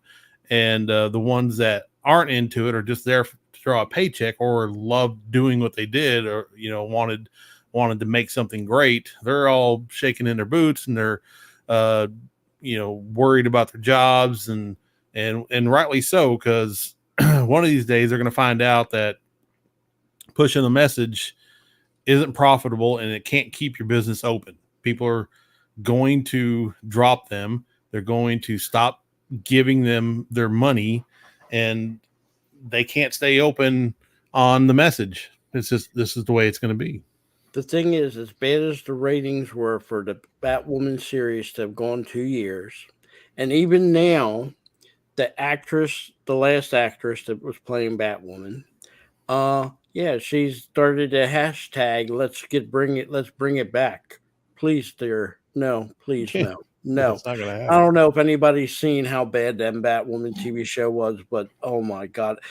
I can say this: a bunch of 10-year-olds could get together and write a better story, or probably put on a better play of Batwoman than anything that was created by the writers of that show. I saw 20 minutes of the first episode, and that's 20 minutes I'll never get back. I couldn't get past the freaking trailer for it or the advertisements. I just nope. They put their message straight in the freaking advertising. There wasn't no bait and switch here. It was up front and center, and they wanted you to know exactly what this show was going to be, and it was everything and more. I will also put out for people that are DC fans, do not buy into the hype like Star Wars fans thought. Oh, Disney's buying Star Wars. We're going to get all these movies, and it's going to be great. I'm not saying Discovery can't do it. I'm just saying just because they bought it doesn't mean they're going to turn it around. I hope they do. I pray that they do. But realistically, all this entertainment, I want to say in the last 10 years, and it's going for sports as well, I think there was a get-together, not just on a government level, but on a industry level. This is what we got to push. I'm sorry, when your businesses like Coca-Cola and Pepsi are pushing the same agenda, as your entertainment is pushing out the same agenda, as your news companies are pushing out this agenda, it's not like one company is doing it. and it's too big, too broad for one company or one industry to do it. It is, I think, on a massive scale. And I'm not a government conspiracy person, but I do think our government came in there and said, we need to push this. And people, the industries and businesses got on board. Like I said, it isn't, like I said, Coca-Cola is guilty of it. Pepsi's guilty of it. Our sports are guilty of it.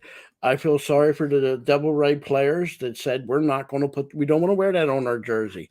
Nothing, and it's not a thing that they have any hatred towards what that symbol represents. You do not have to accept. All right, Pacific can like ice cream. He like vanilla, and Anomas can like chocolate, and I like strawberry. Okay, we might not agree on what flavor we like. I'm not going to say you guys are getting strawberry and that's it. Too bad. Take a hike. If you like something, that's fine. If you don't like something, that's fine as well. The line should be crossed. You do not cross as, if I don't like something, that's fine. I'll say it. But when you go past the line and say, I want to do harm to somebody, that's the line you do not cross. The world is big. If you don't like somebody or something, you don't have to go near it. You don't have to go around it. You shouldn't force people. These players, if they didn't want that on their jersey, I do not blame them 100%.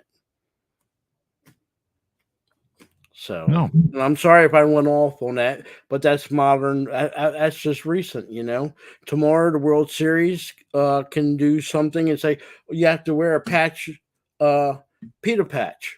No animals. You can't eat meat. Who am I to tell anybody you can't eat this or you can't eat that?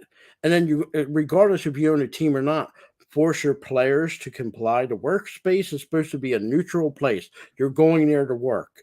If you're a baseball player, to play baseball. You're not going there to make a political statement. You're not there to promote whatever you believe in. You're there to play baseball. Baseball only.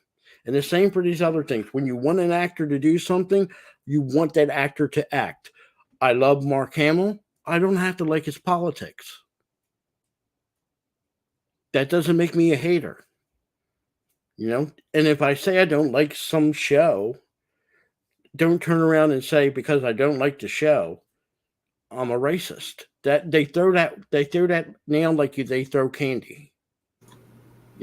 And it's a shame that we're in today's world. You might not like the lady playing that's acting in the new Obi-Wan. That's your prerogative. I don't think anybody, 99.9%, is going to blame anything because of her race. But for her to make comments, we never had diversity in Star Wars. We had the best. We had Lando. We had Billy D. Williams, Mr. Colt 45. And if you couldn't ask for somebody more diverse. He went in there. He played the part. He played it magnificently. And we loved Lando. I never met anybody that ever complained about Billy D. Williams' part in Star Wars. Oh, we all like Billy D. Williams. We all like Lando. Mm-hmm. There's nothing to complain about. So when the actress goes out there and makes a statement, we never have enough color in the Star Wars galaxy. Again, she didn't watch Star Wars because she don't know anything about Lando. Anybody would tell you.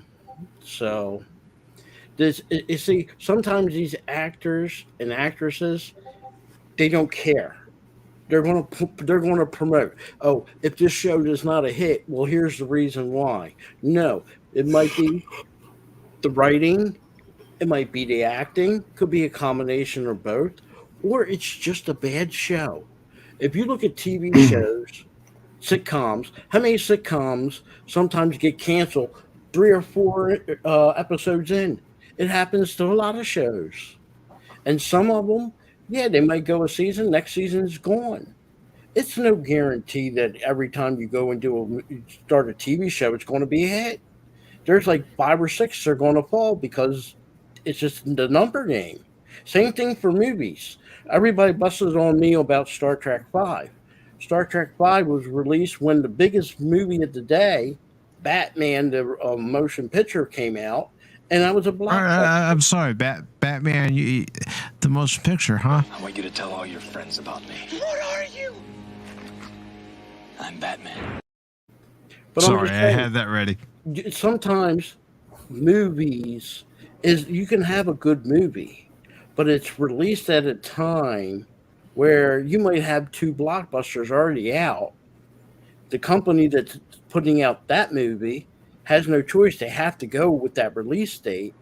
You're not going to, it's almost impossible to have three blockbusters released at the same time. You can get two. The other ones in the movies, out of like 6 movies that'll be out there in the theaters, they're not going to do as well. And they can be great movies. You know, it happens. And I'm sorry if I rambled. Oh, my. Paul?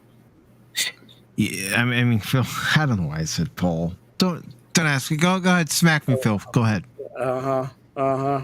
You know, that's how Cash McCracken started, you know, because Paul made a boo-boo, but Phil McPaul has just been born. Yes, this night, June 15th, 2022, Paul McCracken has been born. So let's go ahead and talk about this article from Yahoo, where it says Amber Heard reportedly cut from Aquaman 2. Character will be recast. This is from Nicholas Lee, and it was posted yesterday at 11:11 p.m. It says, according to reports, Amber Heard has been cut from Aquaman and the Lost Kingdom, and her character, Mira, would be recast. The source notes Warner Brothers decided to recast Amber Heard's role after screen testing the movie. They are going to be doing reshoots with Jason Momoa and Nicole Kidman. The latest rumor comes after reports that a meeting between the higher-ups was recently held to make the decision of removing Heard from the Aquaman sequel. Many believe that Warner Brothers Pictures and DC Entertainment are looking to distance themselves from Amber Heard following the verdict of her highly public defamation case with ex-husband Johnny Depp. A spokesperson for the actress has come out to deny the rumor of her being cut from Aquaman and the Lost Kingdom. Aquaman and the Lost Kingdom is now expected to open in theaters come March 17th, 2023. So, yeah, two conflicting reports. You know, the left hand doesn't know what the right hand is doing. So, you know, it's one of those things, and this is just my opinion. Maybe you guys agree, maybe you guys disagree, but we're just going to have to wait and see. Agreed. I also think some of this, I call it the CNN effect. Back in our time, we didn't have 24-hour news. And it was a good thing. We got our news and done. CNN constantly. And they had to sometimes, and most of the news today, go looking for news as opposed to news being made. This is an example of looking and reaching for news. It isn't enough to have the court trial and the effects afterwards. We got to have more Amber Heard. Anything they can find Amber Heard. And I think a lot of people can say, one way or the other, we don't care. Even if she stays in Aquaman, even right now, between us three, right now, any of us three going to go see Aquaman? No. I'm not going to. No. So there's your example right there. No one cares.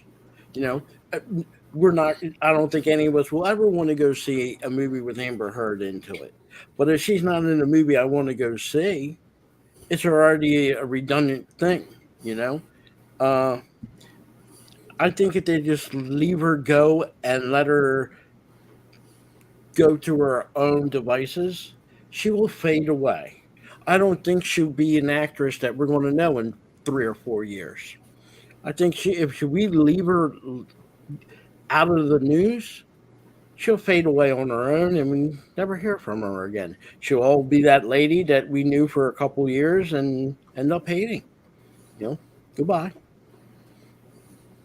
And you say that, and it's not far from the realm of possibility. I mean, think about the actors, actresses, music artists who were the it thing for a period of time, and then their flame fizzled out. That's the thing with fandom. You'll have somebody that can stand the test of time. A Mel Gibson, a Kiss, a Def Leppard, Samuel L. Jackson. Some of these people will stand the test of time. They'll be famous.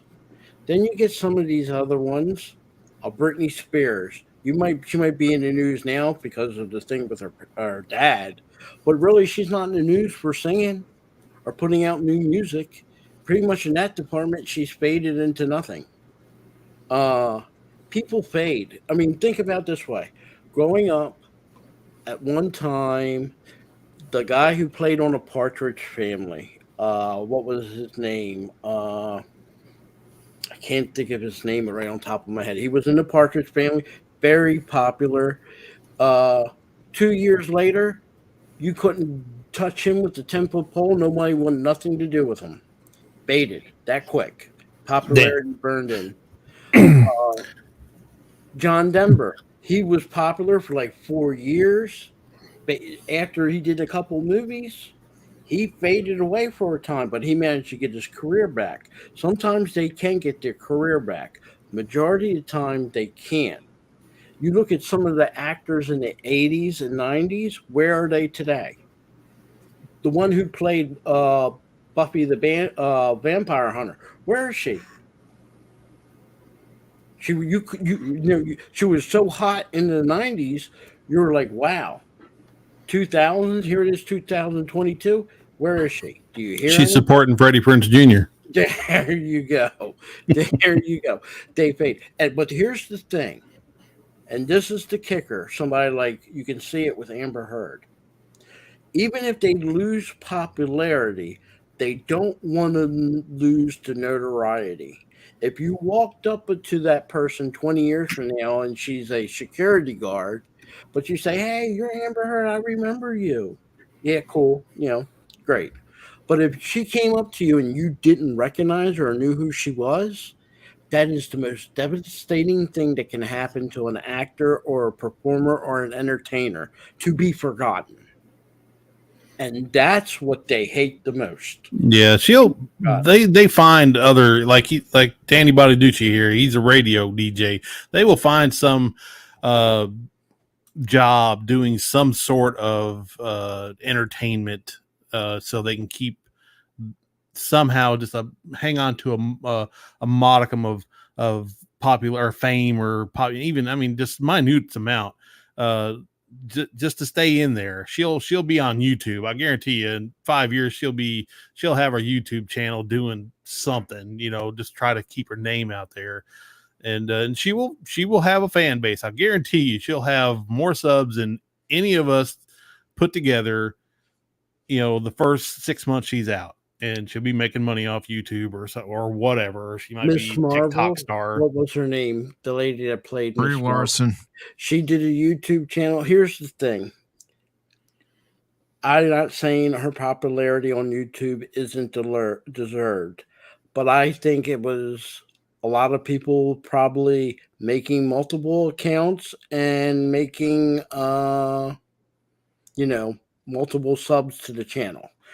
I'm not saying she ain't deserving of maybe 100, maybe 200,000, but for how quick she blew up so fast, I don't see her as a popular actress to be able to even do that, especially on YouTube.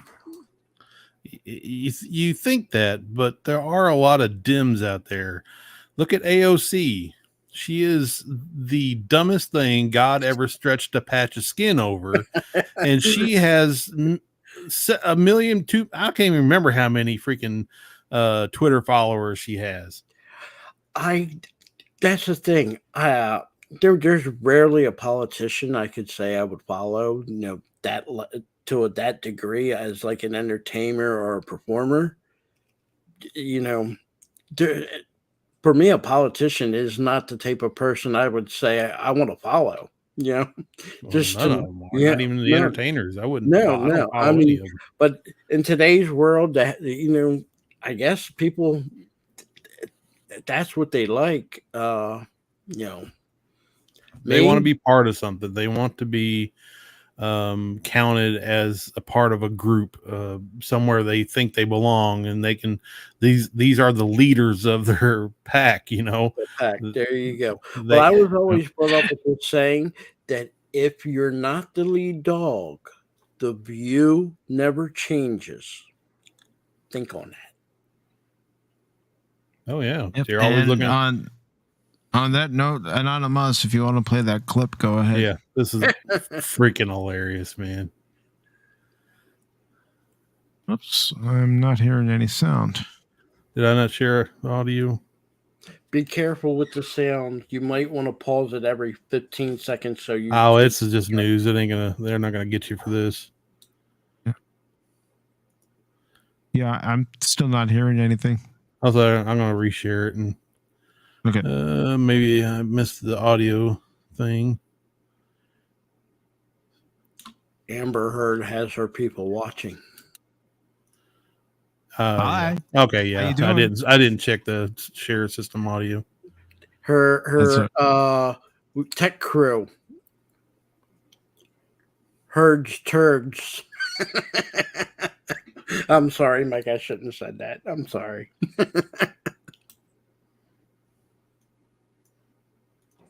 In the closing argument, the Depp lawyer called your testimony the performance of a lifetime and said you were acting. What do you say to that? Says the lawyer for the man who convinced the world he had scissors for fingers. Called your testimony the performance. Oh, geez.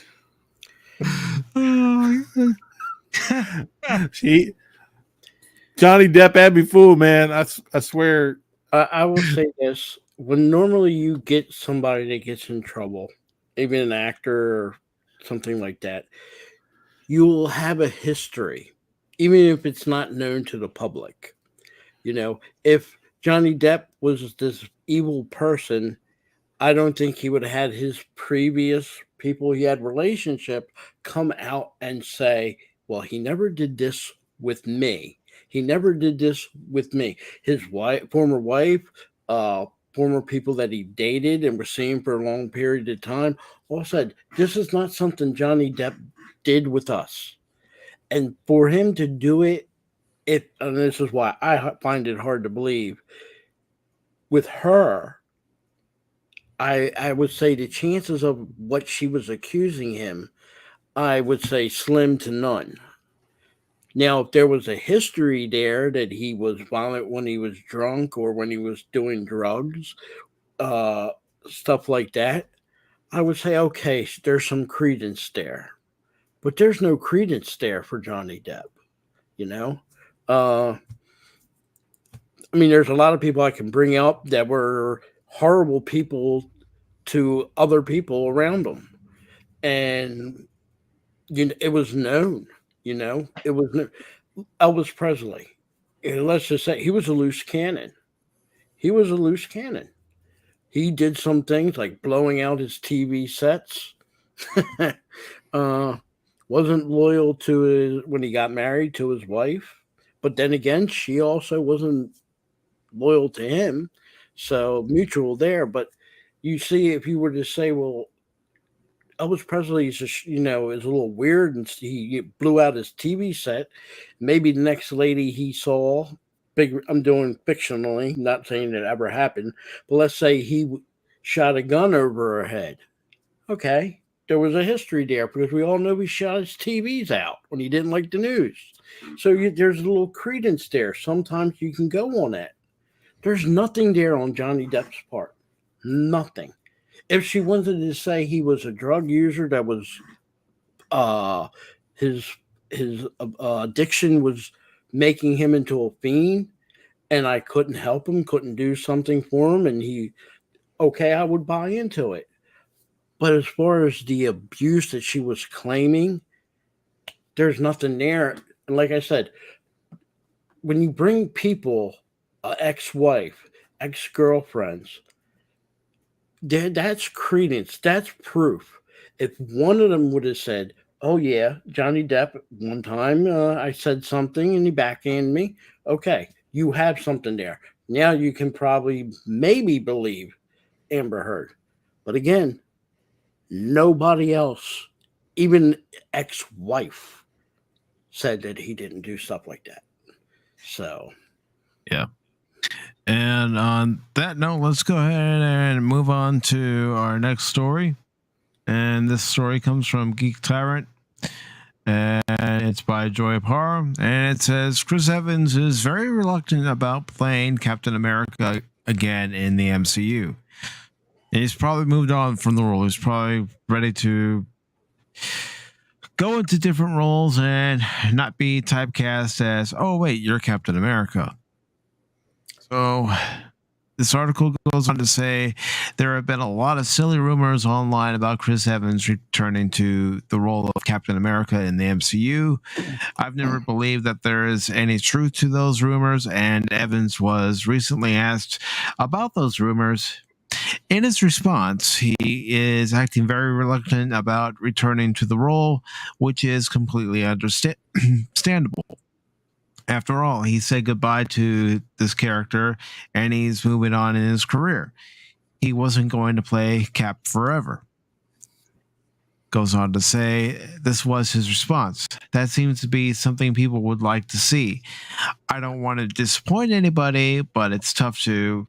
It's such a good run and I'm so happy with it. It's so precious to me. It would have to be perfect. It just would be scary to rattle something that is, again, so dear to me. That role means so much to me.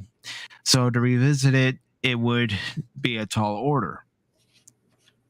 It goes on to say he seems so happy and satisfied with how his story arc came to a close. Personally, as much as I love Captain America, I'm ultimately happy with his story arc in the MCU, and I don't see the point in bringing him back and messing around with his happy ending. Well, again, it goes back to what we've talked to other people about and the panel tonight. Those of you in the chat tonight, what we've talked about before is you need to bring closure to stories. It doesn't need to continue over and over and over again. There needs to be the end. This is my argument with Obi-Wan Kenobi. How many times are they going to try to fit something in that little gap between episode 3 and episode 4? I had enough. As far as this EU, perfectly fine. But on the other hand, I want to say this. He was perfectly fine taking that role after the flop of the Human Torch. Let Chris Evans go out there and try to make a name for himself out in movies. And let's just say he has 4 or 5 flops. He'll be wanting to run back to the MCU. Personally, I agree with him. It's done. Move on. But let's just say this. If there's a problem, he runs into a downward spiral, he'll be wanting to run. He'll be the first one to say, let's do something in the MCU. They say it now because he's still riding off the success of the MCU. And yes, it's good for him to look for different roles, 100%. But like I said, some of these people, when they go into a downward spiral, I want to jump on this. This is known. I want to go back to the MCU. And somebody like Disney, yeah, they might take him back. So I wouldn't say, one hand, yes, it's a good mindset for him to do other things. But on the other hand, he knows he can go ahead and always go back to it if he needs something to fall back on. That's the thing about Hollywood. Like I said, some of these actors, they always want to move on, and sometimes we as fans, we put them in that forever role. Mark Hamill is nothing other than Luke Skywalker. Christopher Reeve was nothing more than Superman. William Shatner is nothing more than Captain Kirk. Now, some of them people can go into other roles. Some of them people are forever locked in them roles, and even if they want to do something, they can't. They can't.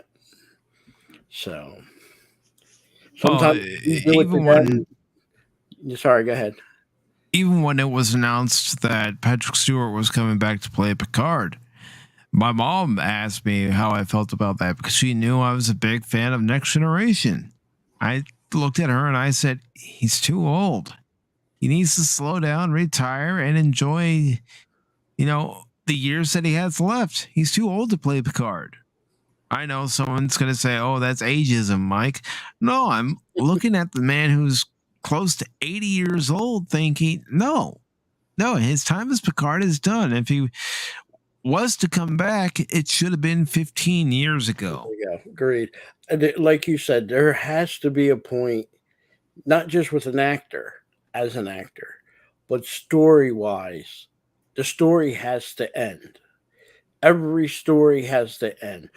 There's, like I said, like I said, Star Wars, we have that divide. A lot of people love the prequels. They don't want it to end, even though they got Rebels, they got Clone Wars CGI, Clone Wars, the 2 movies. You got a lot of the Clone Wars era prequels, and now this Obi-Wan, and it's still not enough for them. We want flashbacks. What do you want flashbacks of? Revenge of the Sith, Clone Wars the movie.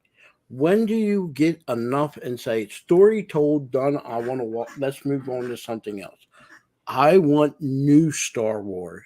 Okay, that's what I thought we were going to get with Disney. I wanted them to leave the other stuff alone. It's been done. Perfect. Goodbye. Let's move on. Go 500 years in the past. Let's have a Darth Raven. Would love that. Or even 500 years in the future. Give me new characters. Not rely on what's already been done. Lord of the Rings. I love Lord of the Rings. I love the Hobbits. Story's done. I don't want to see the actor that played Aragorn in Lord of the Rings come back for another show. I got him. He was done. He done perfect. Leave it alone. Sometimes you do more harm trying to reach and create something that does not need. This Obi-Wan show did not need to exist. It didn't need to exist. And I think it's doing harm. Prequel fans are going to love it. Some new fans are going to love it. But original Star Wars fans, original trilogy, this is a hard swallow and probably hurtful. And when I mean hurtful, enough to push them away. And nothing against everybody that loves the prequels and the sequels. If it wasn't for an original Star Wars fan, you will not be here. If my dad didn't take me to the movie theaters to see New Hope, and it didn't turn into a success, we would not be here talking Star Wars. If my parents that Christmas didn't buy the toys, again, we will not be here. If this prequels would have failed or flopped like the sequels did, I'll be honest, it would have hurt, but it wouldn't have harmed my original trilogy life. I could have went on like I do with the sequel. I can go on without it. And that might sound mean and cruel, but that's just the facts. But I'm not going to be depending on what came after because it's already been established. You see what I'm trying to say? It makes sense. Yeah, and what I wanted to add to that was if it wasn't for the baby boomer generation taking their Gen X kids to the movies to see Star Wars, for the baby boomers to go see Star Wars, then Star Wars wouldn't exist as it does. No, it wouldn't be. And I want to say this. If it wasn't for the original Star Trek, and I know a lot of people bust on the original TV show? Yeah, it was made in the 60s. Talk to me 60 years from now and tell me how good your show holds up graphic wise and story wise. I love it. I knew what it was like to watch them as reruns because I wasn't born when they came out. But it was, to me, that was good. I liked it. And if it wasn't for the original actors and the people playing the part in the original show and the cartoon series that came afterwards, there would be no Star Trek today. Oh. So Deep Space Nine, I can go back and watch that over and over and over again. You gotta pay. You don't want. I don't want to say live in the past, but you gotta respect what came before. You know, when we as sports fans, Pacific, you love the Cubs. When did they win the World Series? 2016 against the Indians. Okay. And I will keep saying it that way because that's what the team was known as. Will that ever change? That's never going to change. That's never going to be taken away for you. You will always hold on to 2016. Now, they might win the World Series 4 years from now, but you're still going to remember that 2016 team as long as you live, and you're still going to remember the new championship if they win it 4 years from now. Same with any sports team when they win a championship. That's never taken away with you. The only people that can, and the ones that always complain, are the sports teams and fans that never won a championship. And believe it, in 2022, there are still sports teams in their games they play that never won a championship. Never won a championship. They'll never know what it's like to win. You know? Think about that. You know, that's a shocker. For the longest time, some of these teams are in a drought. I'm not talking 30 years. I'm talking 60, 70 years and never won a championship. You don't know what a parade's like. You don't know what it is to feel to see your team hold up. And yes, it's a fleeting moment because next year you might not be the championship, but they'll never take that moment away from the players or from the fans. And that goes the same with movies. You'll never take away 1977 from an original Star Wars fan. You're never going to take the TV show Star Trek away from the original Star Trek fans. Never. You can watch the shows, you can watch the movies, but you'll never experience that 1977 feel. For Star Wars fans, you might have got a little bit of it when the Phantom Menace came out, but it was still not to the degree of 1977. And I'm not trying to brag. I'm not trying to boast or say that makes me a better fan of anything. It's just that once you live that part, it's like remembering, and this is a bad thing to remember, but 2000 when the Twin Towers went down. You'll always remember where you were. You'll always remember the horror. It's always going to stick with you.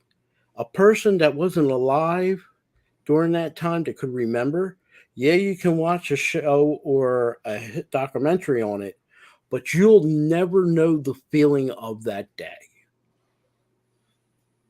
And there's the difference. That's why when a Star Wars original trilogy person says, this really hurts, because they go back to that day in 1977 when they saw that movie and how massive and how much they felt and how they felt seeing this. You know, again, I'm not belittling anybody that wasn't alive then or anything, but this is just like today. Somebody might be a fan and new sports team, Las Vegas gets a baseball team, call them the Moneymakers. They win the championship after their third year of being existing. Wonderful. Guess what? Nobody will ever understand 30 years from that what it felt like for the Las Vegas Moneymakers to win a championship as quick as they did. Just hypothetical. Think along them lines. Yeah. Well, I mean, I think about the Florida Marlins. You know, in 5 years they won their first championship in '97.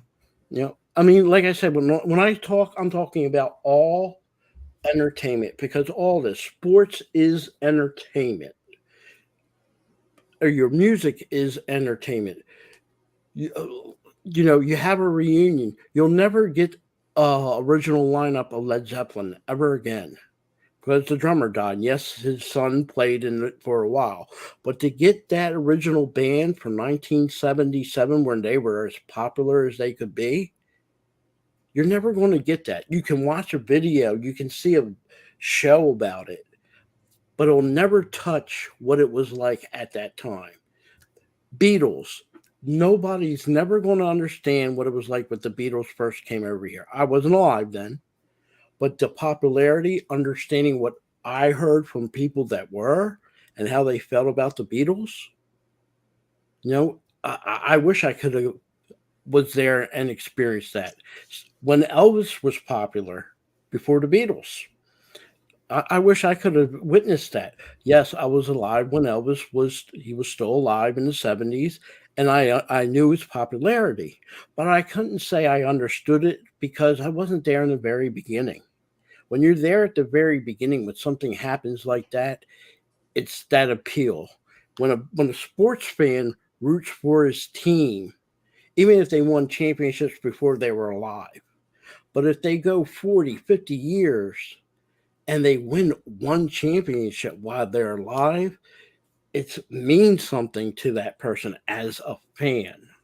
You know, I can remember when people being a New England Patriots fan was a shame.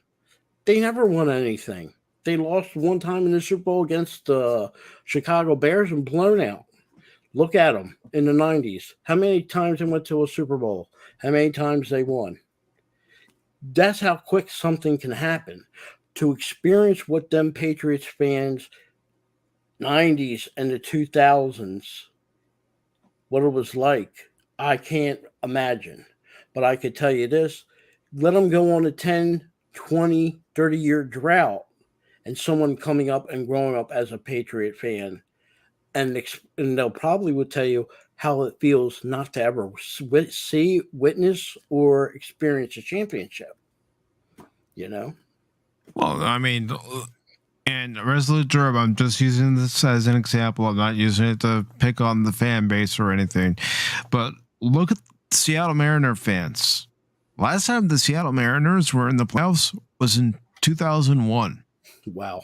That fan base has been wanting to get back to the playoffs. They've been wanting a World Series, and they haven't gotten one. Look at the Pittsburgh Pirates. Last time they won World Series, 1979. Yep. A long time ago. I was alive when they did win. So, but like I said, you know, there's been, you know, entertainment, you know, it's like I said, all genres of it. For every Star Wars, there's a black hole. For every Indiana Jones, there's a Tron.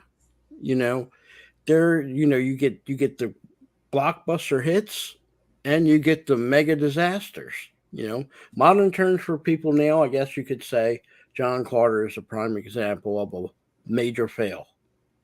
You know, how the thing is though, is all these movies that you cite are still like cult classics now, and they found their fandom, they found their base. Yeah, even afterwards. Tron, they after they got out of the theaters, they got a cult classic that kept them going and built them up, and they were a major success out of the theater. Willow was not a success in the theaters, but when it got on pay TV and everything, it built a fandom that it's a success, but it wasn't a movie theater success. Princess Bride wasn't a movie theater success, but it was a major hit outside of the movie theater on your HBO, on your Showtime, or on a basic cable when a basic cable channel carried it.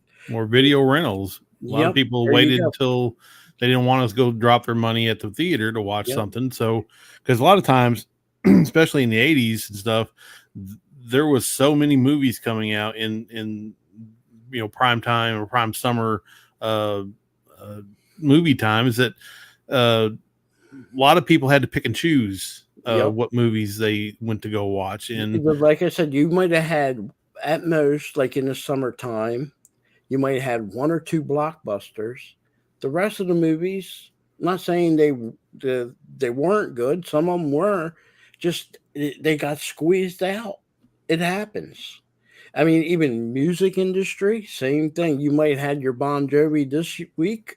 6 months from now, might have been White Snake. They sold millions of copies of their record, but there were probably other bands that we all like and everything that never had that type of success. Never, and not saying they don't have the fandom. Like I said, there's people that love the movie Tron and Tron 2, but like I said, as far as a movie theater blockbuster, it wasn't. Neither one of them were.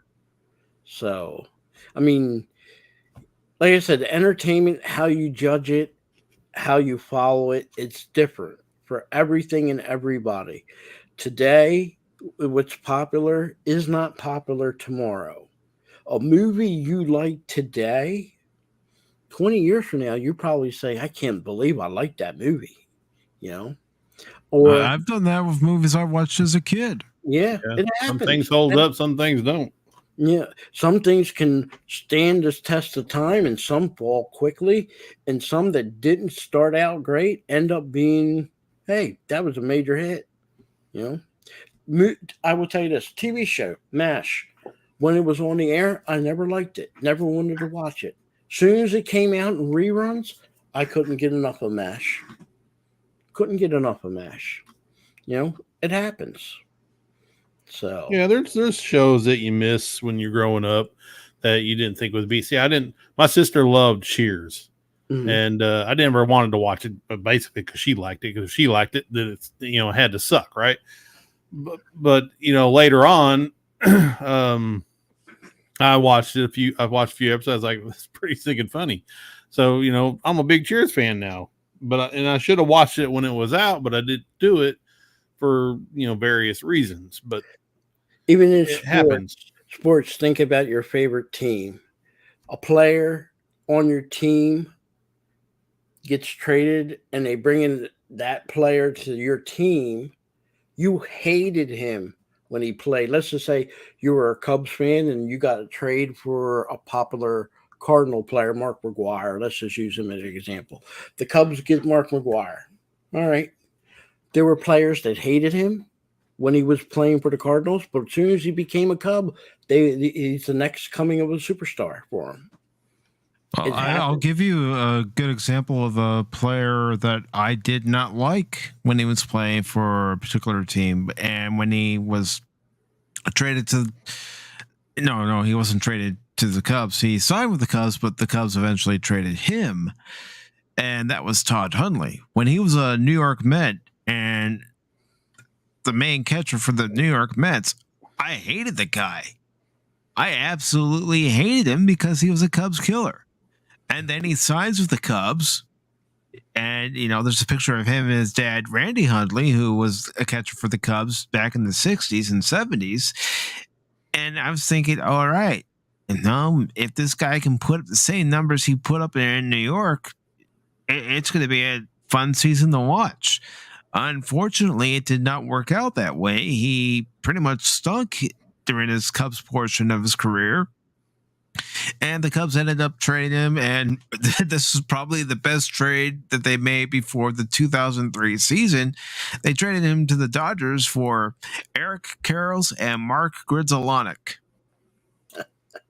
And the role that those two guys played in the 2003 season, I'll never forget it. I'll never forget that 2003 season, even though it didn't end the way I had hoped it would.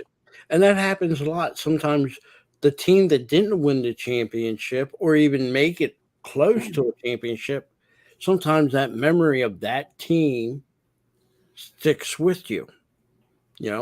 I can say that for sports. There was a player on the Cubs, the Athletics got. He was named Dennis Eckersley. Started out as a starting pitcher, if you remember that, Mike. Yes, I do. Pitcher. He gets traded and everything. when he ends up in Oakland, LaRusso said, you know what? Yeah, you're a relief pitcher. His career, even though he was a good starting pitcher, his career as a relief pitcher is what put him in the Hall of Fame. As many games as he was a relief pitcher in some of his seasons with Oakland, he had an ERA sometime. I think one time it was below 0.5. That means less than a run. And most of the time, a relief pitcher does not get credit for a win or a save. If it's like, I think 4 innings, he has to go 3 or 4 innings.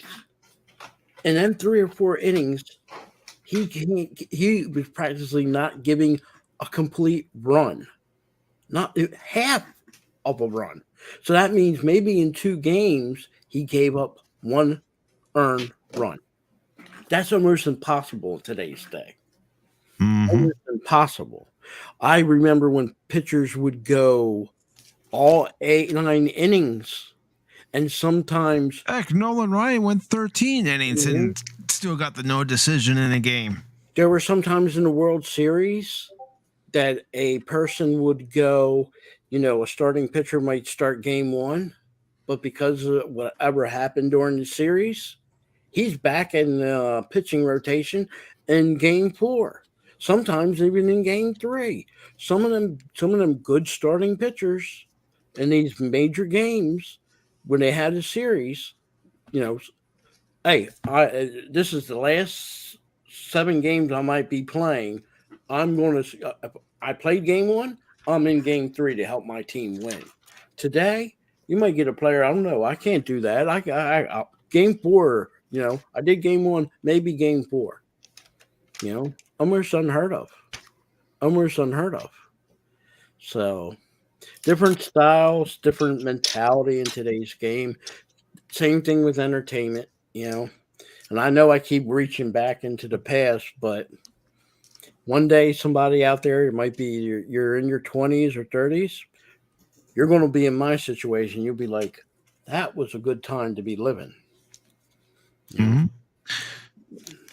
And sorry, I don't mean to take away from it's all right. I was just going to say, and to shift gears, I do have a couple of sad stories from the anime world. And it's that voice actor, radio host Jim White passed away. This article was posted on June 11th from Anime News Network.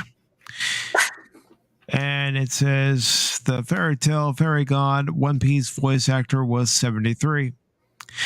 The Dallas Morning News newspaper reported on June 6th that voice actor and radio host Jim White passed away on June 4th of lung cancer. He was 73. White's wife, Vicky Breeley White, told the Dallas Morning News that he was diagnosed with lung cancer on April 20th and was hospitalized within the next 10 days. And I did do a story on Pop Talk, I believe it was a couple weeks ago, and it was just found out about him, getting cancer and how they have a replacement, and everybody had hopes for him. So it goes on to say, in anime, white voice Igneel, hopefully I'm pronouncing that right, and the narrator in Fairy Tail, which I have seen parts of Fairy Tail, I have not finished it. Starting in the 2nd season, Marco Bellwood in Fairy Gone, Zeke's grandfather in Attack on Titan, the final season, Leo G in One Piece, and Yasu Tokugawa in Ballistic. I don't know. I'm butchering that. I do apologize. He also voiced roles in such shows as Kato, The Right Answer, Zamai, Star Blazers 2199, Star Blazers 2202. What's that, brother? With the Star Blazers, always remember that's Japanese anime. But Mhm. when they get to voice acting, they don't keep the people most of the time over from Japan that did the voice acting. They bring it over here and they have American voice Yeah, actors. they have American voice actors dub it over. Sometimes Japanese anime they won't do it, and what you get is the closed captions. So You know, I've run into some animes where it is in the original Japanese and all you have are the subtitles. I'm fine with that. yeah, I'm fine with it, but there are some people they prefer it if it's in the language that they know. For me, sometimes let's just put it this way: some words I don't. It doesn't matter what language you're speaking. When you're translating it into another language, wording gets lost in translation. So sometimes watching a movie or something from Japan or any of the Asian countries, I always say if you can watch it with the closed caption, you get the wording sometimes better than when they do it with a voice actor. So, just my opinion. That's my opinion. But I can tell you, Oh, I've heard Brandon and the anime guys say that too. So, and I'm like I said, nothing against him. I knew he did some Star Blazers. Not saying anything, taking anything away from him. Just that I'm just saying sometimes the language that it was originally done, sometimes the wording comes out differently. Nothing against him, just language differences. Just Yeah, happen. well, you have companies like Funimation who change it around, and then the I company that don't go for that. Yeah, I know there's a lot. originally did it is like, you're not going to change the way we did the work. Yeah, I'm totally with you on that. I prefer, even if there is some wording difference, because there's no word for us in translation. I prefer if they do a English dubbing of it, they try to maintain as close to possible to the original writing. So that's just me. No, it's perfectly understandable. I mean, I've said it before on Pop Talk. If you're, going to be a writer, executive producer on a legacy show like Star Trek, then you're a custodian.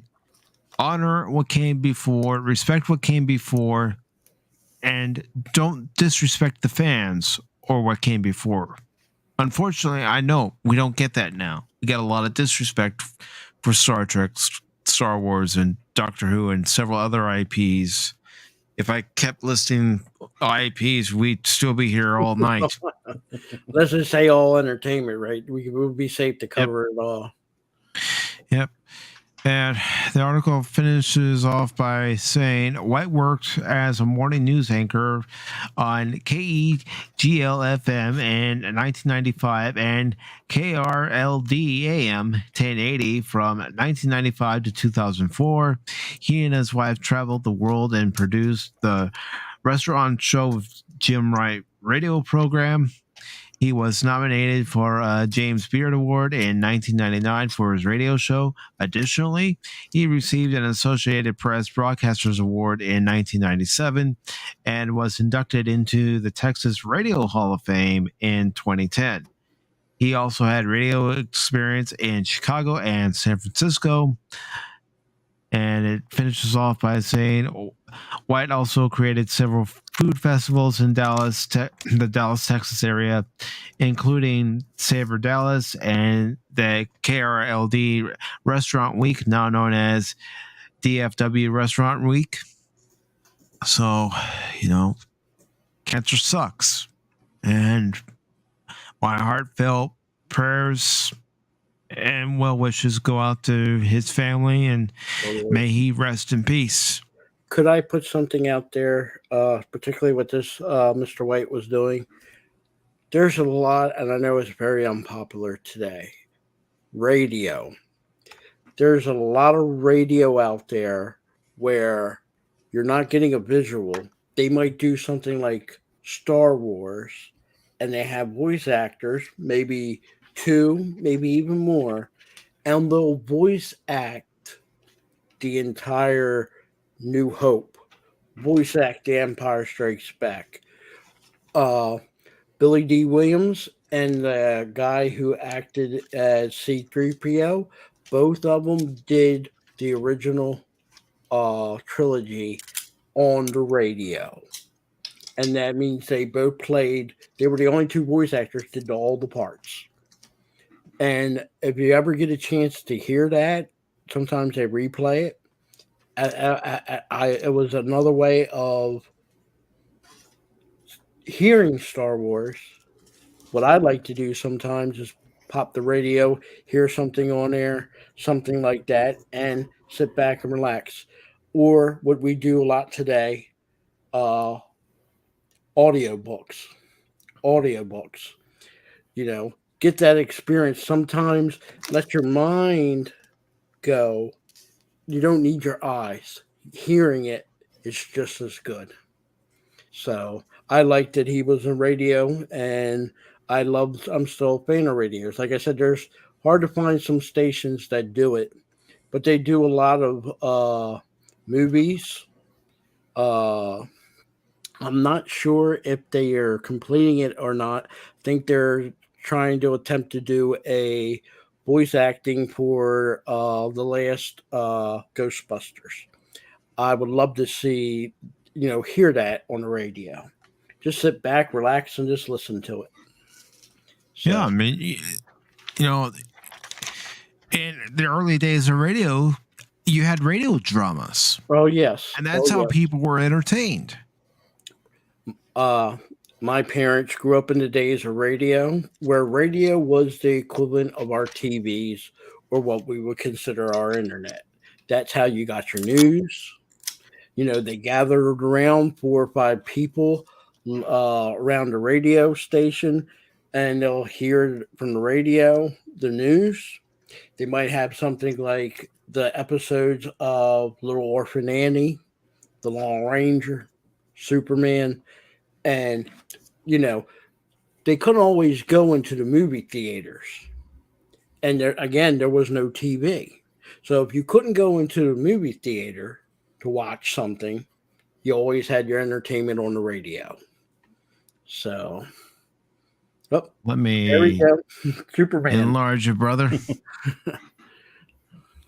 I'm just changing out bags and boards. You're talking about Superman. Nice. Had it in my hand.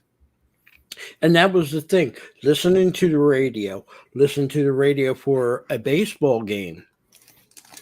Sometimes the guy that was taping the World Series, that tape didn't get into the hands to be put into the movie theater maybe 2 weeks, 3 weeks after the World Series. The way you heard the World Series, you heard it live on the radio.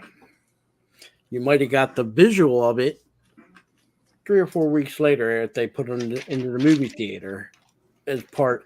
Back then, they used to, you would pay a certain amount of money. You would get news. You would get animation, like might be something from Disney or anybody else, DC. And then you would get your live action. It might be a short clip of Three Stooges. And then you got your premiere movie. It was more, you pay, like back then it was a dime, and that was a lot of money back then, but you got your whole entertainment for 3 or 4 hours, and then you're done. Times change.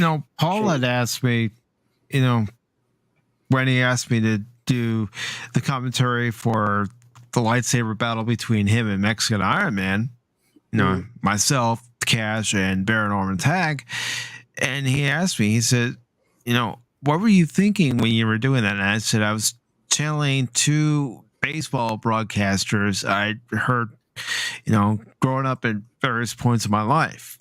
Growing up in Southern California, because we would get some Dodgers games, I would hear Vince Scully. Now, I wasn't a Dodger fan, but I could actually watch the game that he was broadcasting because of the way he presented it.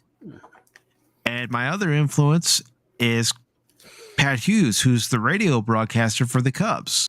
So that's who I was trying to channel as I'm, saying what's going on.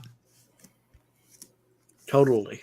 Like I said, voice actors is a lot harder and then people would think than a regular actor.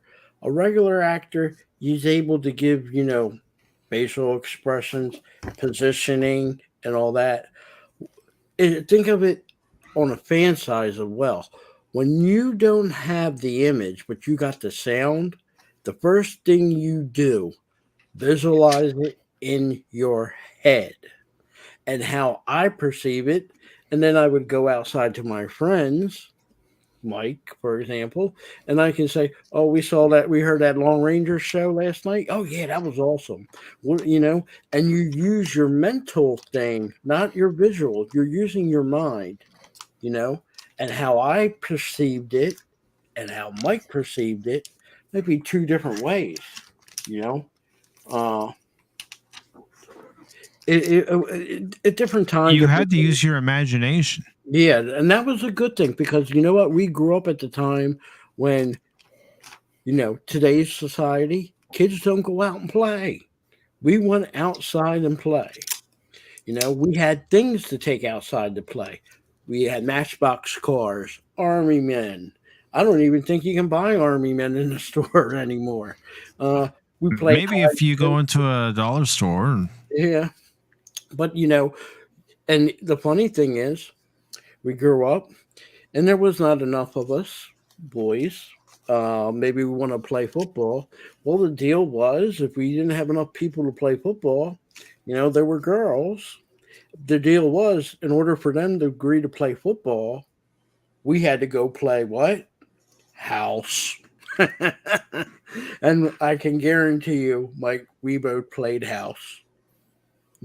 I had to.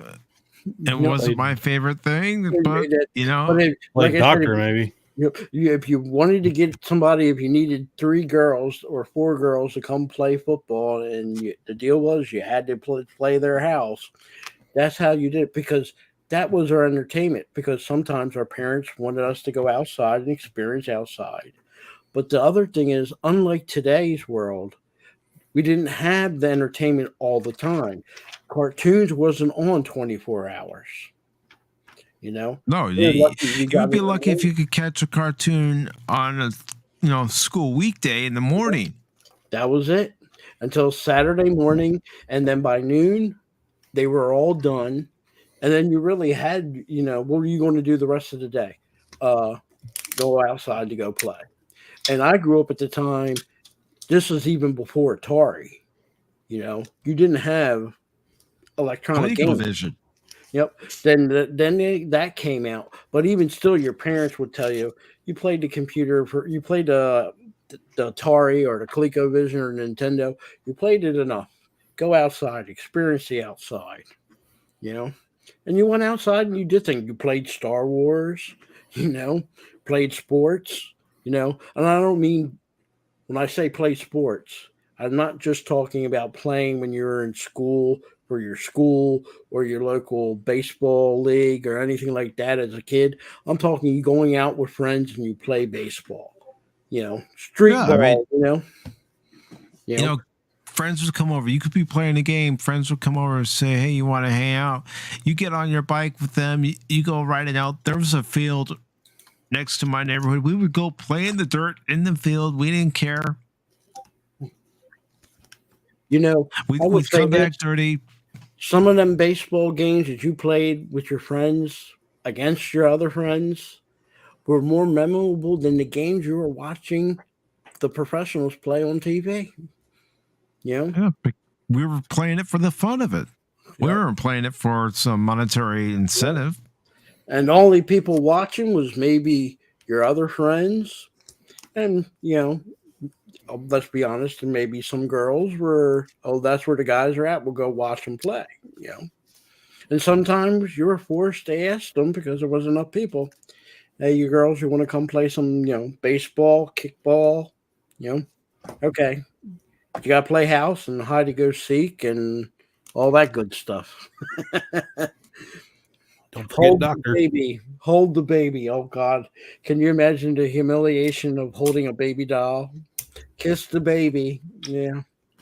Flashbacks, Mike. It was bad enough that I had to use an egg as a baby. Oh, God. In high school. Oh, I had that deal with that. You were partnered up and you had to share the egg. Yep. Yep.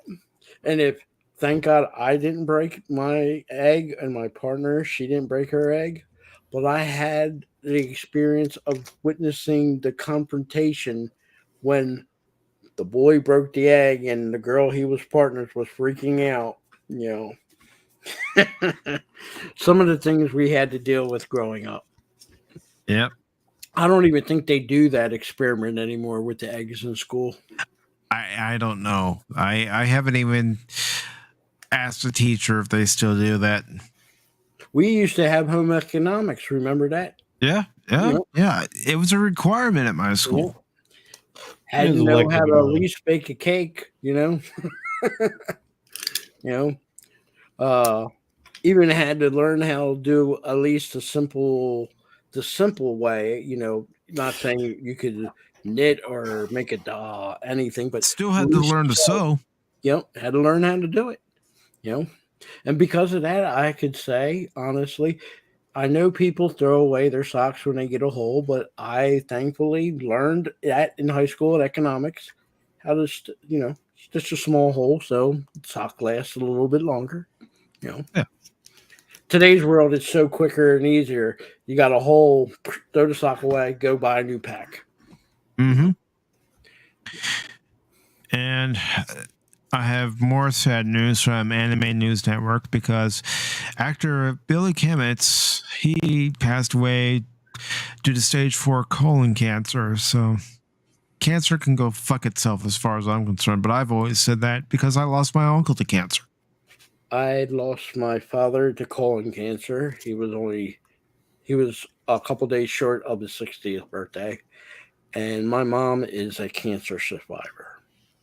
So I know exactly how you feel. I know a lot of people will say, well, this person got cancer because of this, because of that.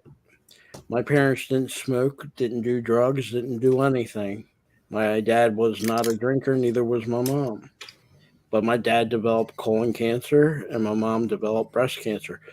Some people, I could say, yeah, it isn't surprised. And I had an uncle that got throat cancer because of smoking so much. But sometimes cancer is one of them things you don't even have to be a person that smoked or did anything. Mm. Just it just happens sometimes. And look at Yep. him. This guy was only 35 years old. Yeah, That is not old. that's too young.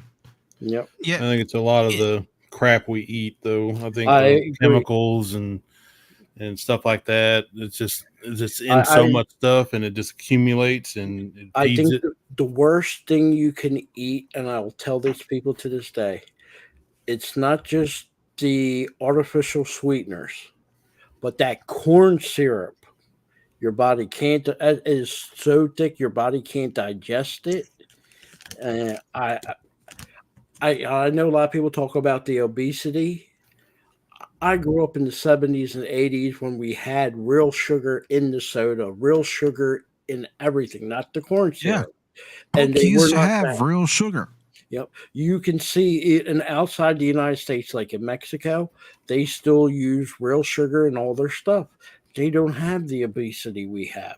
And I will say again, corn syrup, your body cannot digest. If you can find real sugar in your stuff, go with the real sugar. Don't go with the NutraSweet. Don't go with the Splenda. If you have to cut back, even if you have to cut back on the sugar, still stay with the sugar, even if you cut back. I guarantee you'll feel better, you'll feel different, and you'll lose weight. You know, Yeah. that's just I my mean, opinion. here's something that I've done over the past several years. I don't put any salt on my food, especially if I go out to a restaurant because it's already got the salt in it. Yep. And I don't add any extra sugar. Mm-mm. Another thing I would tell you that I do myself, and I got it from my doctor. Instead of using, I know some people don't use you know, they get the no salt. Some people will use the artificial salt. I use pink Himalayan salt. It isn't as salt. cause your blood pressure to go up. It can if you use too much. If you use it in moderation, the pink salt is a great substitute for your normal salt. But again, it's got to be used in moderation. Mm-hmm. Like anything. Yep. I think when you look at our sugar take, especially like in a soda can, and again, it's corn syrup, it's 46 grams for a 12-ounce soda. And nowhere in the world does it have that much sweetener in your soda. If you go look in like Europe, it's only like 12 grams and it's real sugar. Mexico, it might be a little bit less, but more than the 12 grams. But again, it's real sugar. A lot of these soda companies in the 70s, when we had the oil thing, we used to get a lot of sugar cane from Brazil. What Brazil did was they took, when they had the strike for the gas, they took their corn sugar cane and instead of manufacturing into sugar cane, what you use for sugar, they use it for gasoline. That's how they make their form of gasoline. So that caused the price of sugar going up. So what a lot of industries did, like Coca-Cola, Pepsi, and all your thing, instead of using the sugar as a sweetener, which was too expensive at the time, they reverted to corn syrup as the sweetener. And if you can tell by the mid 80s, you start seeing an obesity problem. They used to blame it on fast food, which to agree, okay. But I still say corn syrup. I can tell you this right now. I love drinking soda. I always get real sugar cane in my soda. Before I didn't. I was drinking the corn syrup. I could tell you this. I used to weigh 160. I am now about 140. And that's all just for one quick change. Real sugar opposed to corn syrup. When I look at cereal, I try to avoid cereal with any sweetener if I can't find it with real sugar. Mm-hmm. So, sorry, I didn't mean to be off topic there. No, that's okay, Phil. That's okay. With this article from Anime News Network, voice actor Billy Kametz passes away at 35. The article continues to say the organizers of the GoFundMe campaign for voice actor Billy Kametz revealed on Saturday that Kametz passed away on June 9th of colon cancer. He was 35. Kametz had revealed in late April that he had been diagnosed with stage 4 colon cancer. He said at the time he was taking a break from voiceover work and that the other voice actors would replace him for current and ongoing roles. He also said at the time he was moving back to Pennsylvania to be with his family. A GoFundMe campaign launched on his behalf a few days after his announcement. The campaign stated the money raised would go toward travel, insurance costs, medical bills not covered by insurance, and everyday life necessities. As of press time, the campaign has earned $175,126 of the $150,000 goal. The organizers of the campaign added they will close the campaign on June 14th, stating anything contributed that hadn't already been used for Kament's treatments would go toward his celebration of life and funeral. Kament's family will hold a viewing on June 15th today and a funeral on June 18th. Kament's family stated they would also appreciate contributions to the colon cancer coalition in Kament's honor. And I'm going to go ahead and put that link in the chat for anybody who wishes to donate.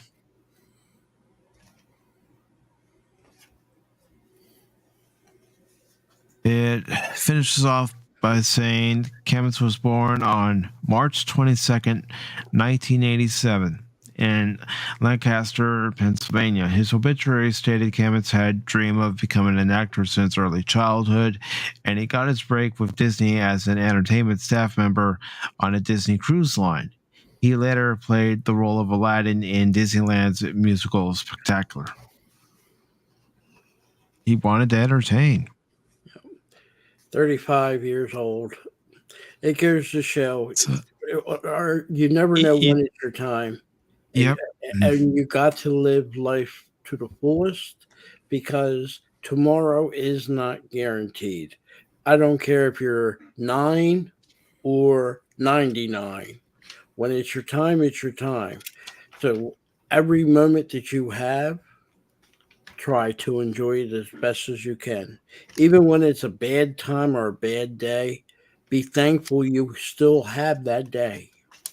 So, like I said, 35, and man, it's a shame, a tragedy. But like I said, he did have 35 years. It's short, but he did have it. Some people in this world have cancer. They don't even make it past 10 years old. So, yeah. That's true. And it finishes off. Cancer, guys, always get checked out. Not just guys, women too, but always get checked. Even breast cancer, even for men, get checked. Cancer is you never know. When you go for a doctor's visit, if you feel something or you got a pain, I don't care how small or where it's at, don't be scared to say it. You're not what they call a chondriac. It's just for saying that you have a pain. You never know what it could be. If it's told it's nothing, be grateful, but you never know. Early detection does help a lot. Save your life. That it does. And it says Kametz's voice roles include Josuke in JoJo's Bizarre Adventure, Diamond is Unbreakable, Naofumi in The Rising of the Shield Hero, which is a very good series if anybody hasn't seen it yet, Galeo in Promare, White Blood Cell in Cells at Work, Rui in Demon Slayer, Kimetsu no Yaiba. I hope I said that right. But again, will come looking for you for butchering that. may he and Mr. White rest in peace, because cancer fucking sucks. Yes, it does, man. Yes, it does.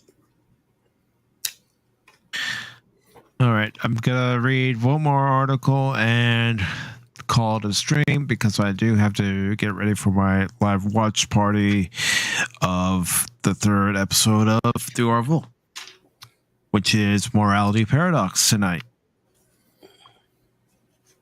So let's go ahead and get into this final article.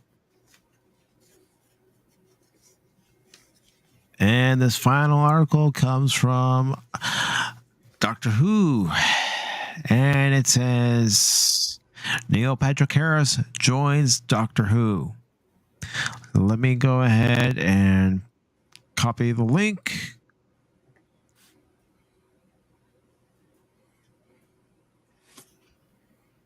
That's right, DJ Ronnie G. Unless you decide, you know what, I'm gonna stream Robotech and then I'll watch Orville later. All right, so this article from the Doctor Who website says Emmy and Tony winning actor and comedian Neil Patrick Harris joins the cast of Doctor Who. Neil Patrick Harris, American star of stage and screen, has joined the cast of Doctor Who and is currently filming scenes set to air in 2023 as part of the show's 60th anniversary. Russell T Davies, showrunner, said, "It's my huge honor to open our studio doors for the mighty Neil Patrick Harris.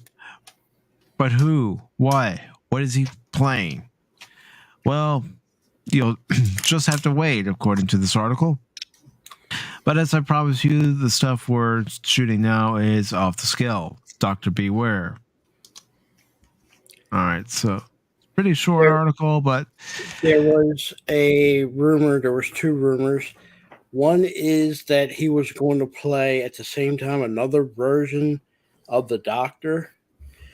And another article has said that he's going to play something called the Toy Man. And if you look at his suit on the picture and the background, he kind of looks like he's a toy person making toys. So I'm glad Neil Patrick Harris is in Doctor Who. I don't know if his acting and his charm can fix Doctor Who. This is a good step. I like this actor. But Doctor Who is a severely damaged franchise. And there's a large part that says no matter how good, there's not enough to bring it back around. But if there is a chance, and if they learn their lesson now, this is their chance. This could be an upswing.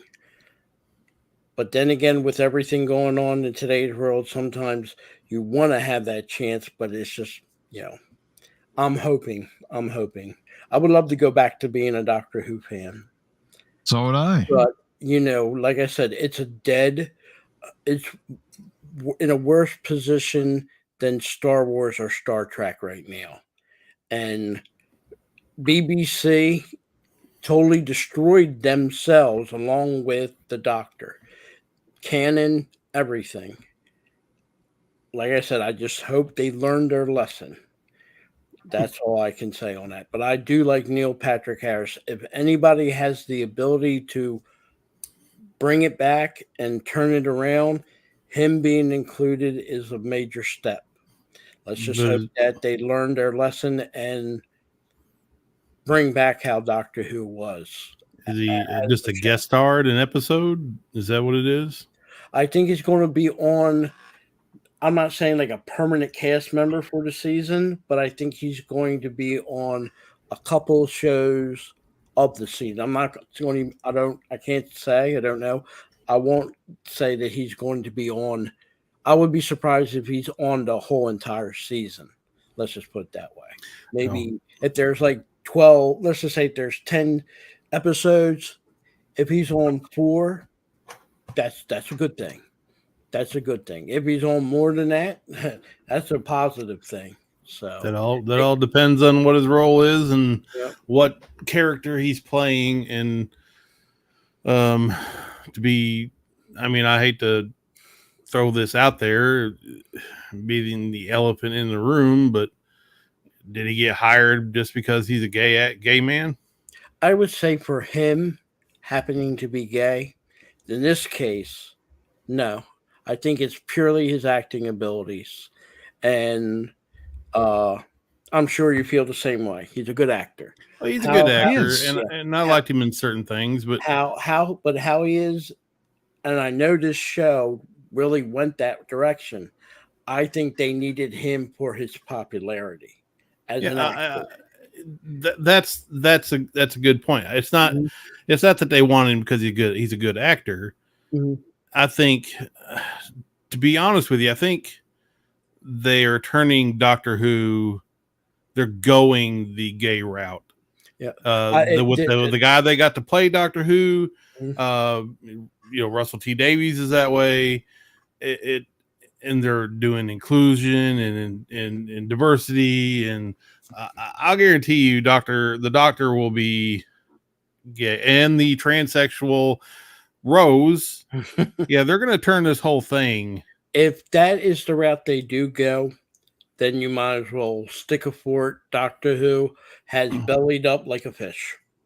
It's on its side, but belly up is a sign of a dead fish. And if this is what they do with him, it's going to belly up. So, and I hope that's not the case. Like I said, I hope they learned their lesson. But then again, Warner Brothers, Disney, they ain't learned their lesson. So it's a shame we're there now. It's a shame they're there now. Like I said, part of me would say if this was 2 years ago, I would say you're dead on. The reason they got him is because he's a gay actor. Right now, in the dire situation they're in, and I mean it's dire, more than any other franchise out there. They can't mess no episode up. It's got to be homer after homer after home run, or this. It's done. It's done. You can't look at Hollywood or any. I keep saying Hollywood, but it's a wide range of locations and companies and stuff, but you can't look at what they've done and how things are being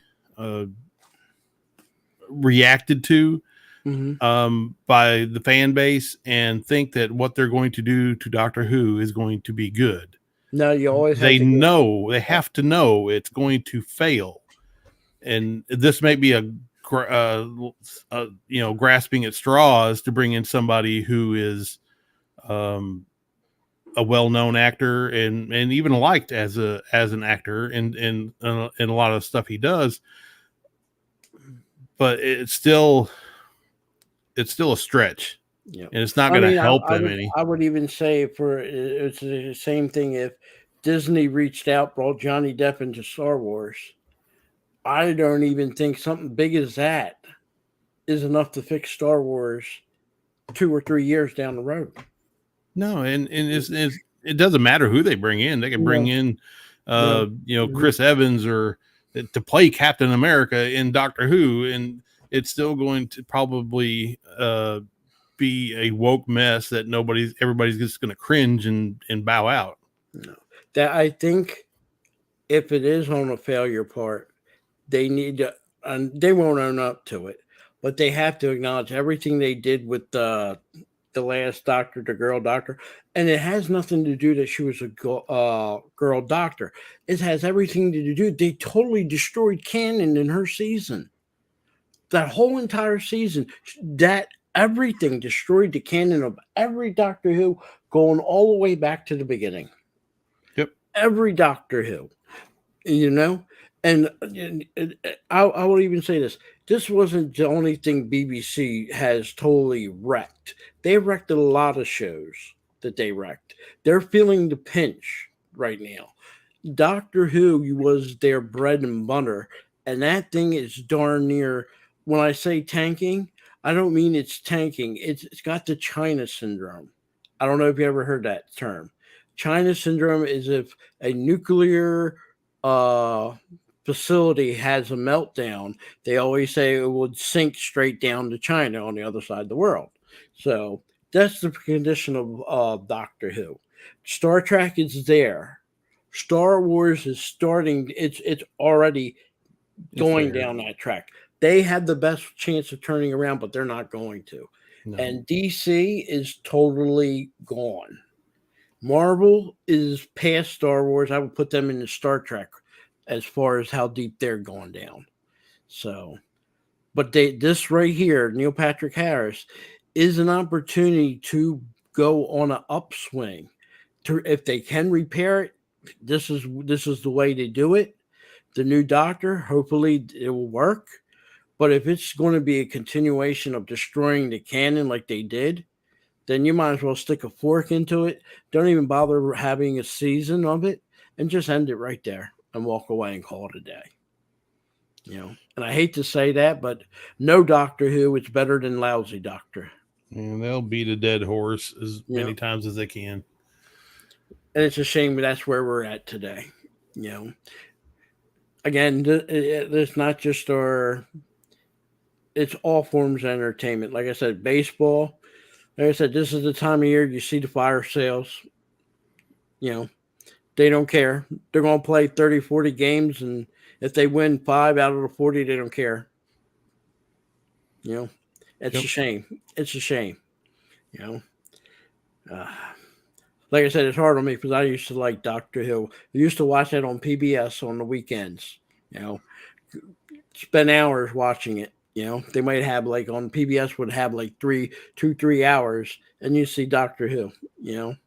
When you grow up on it and you see your show destroyed, it's hard. It's hard. That was something you watch.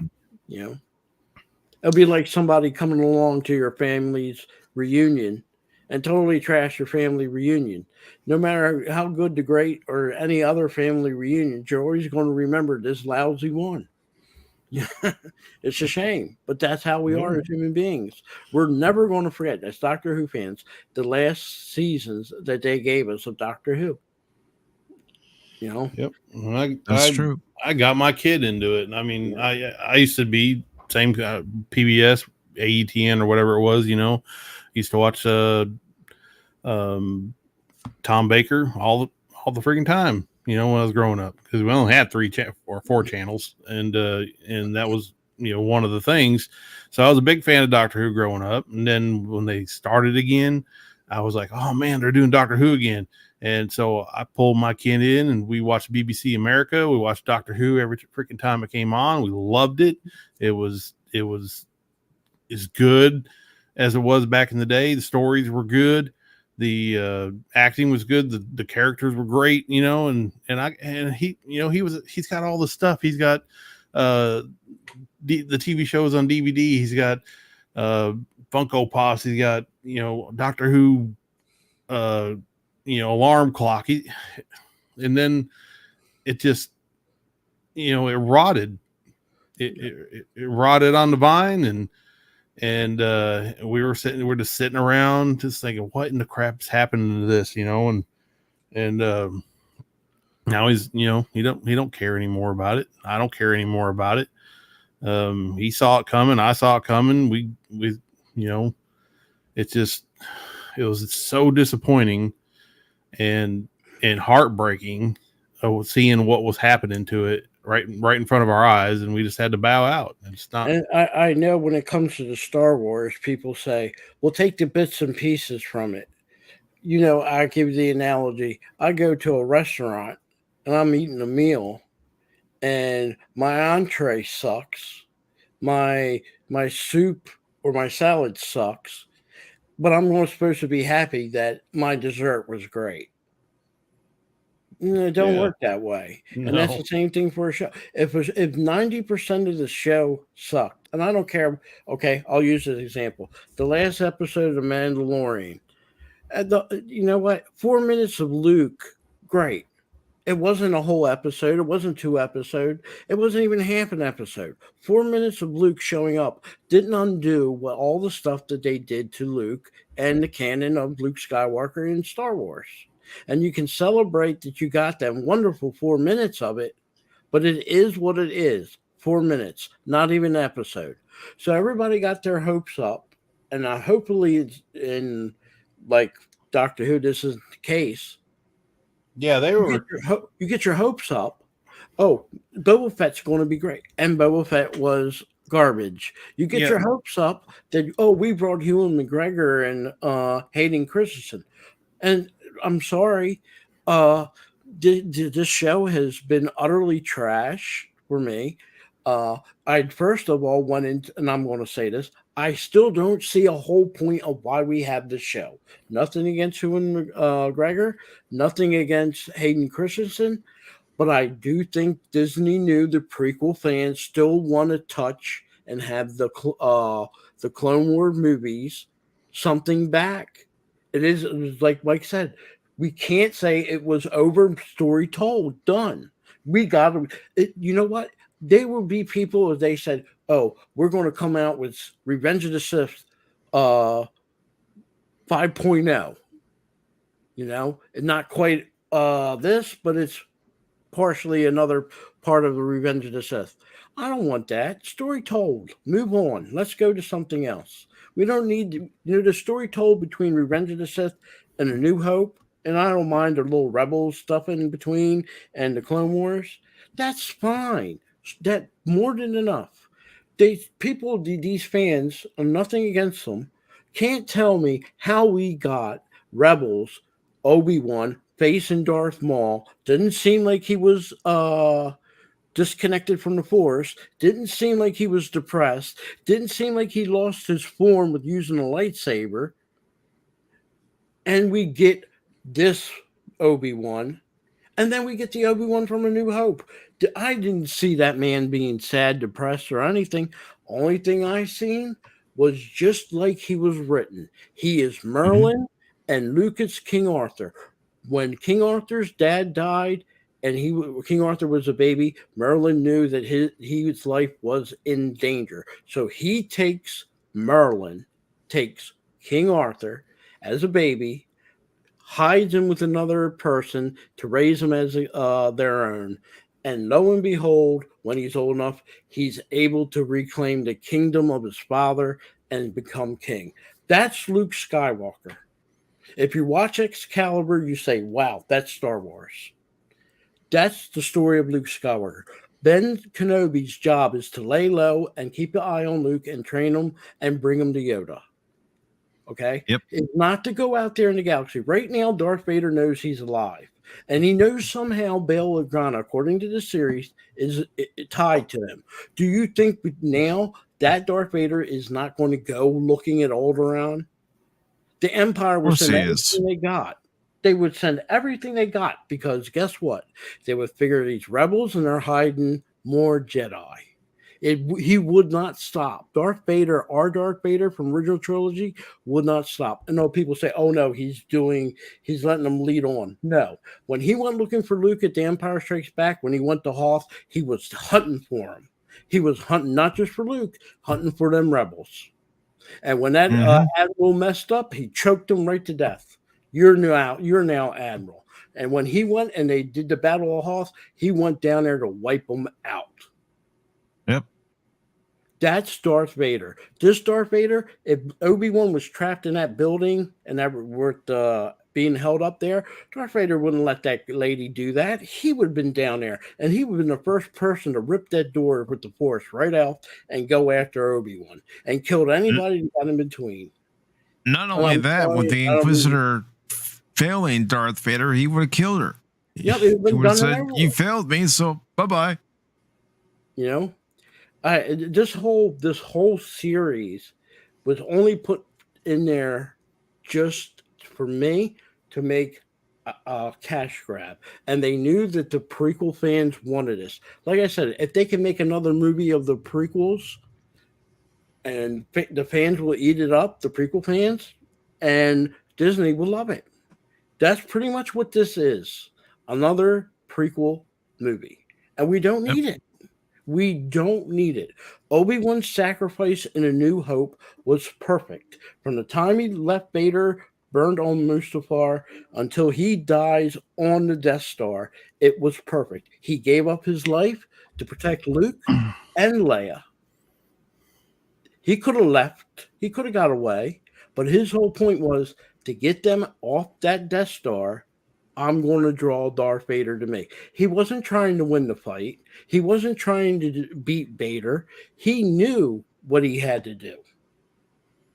And if he didn't do it, none of them would have got off that Death Star. That's what the beauty of it was. Yep. And I'm sorry if I rambled.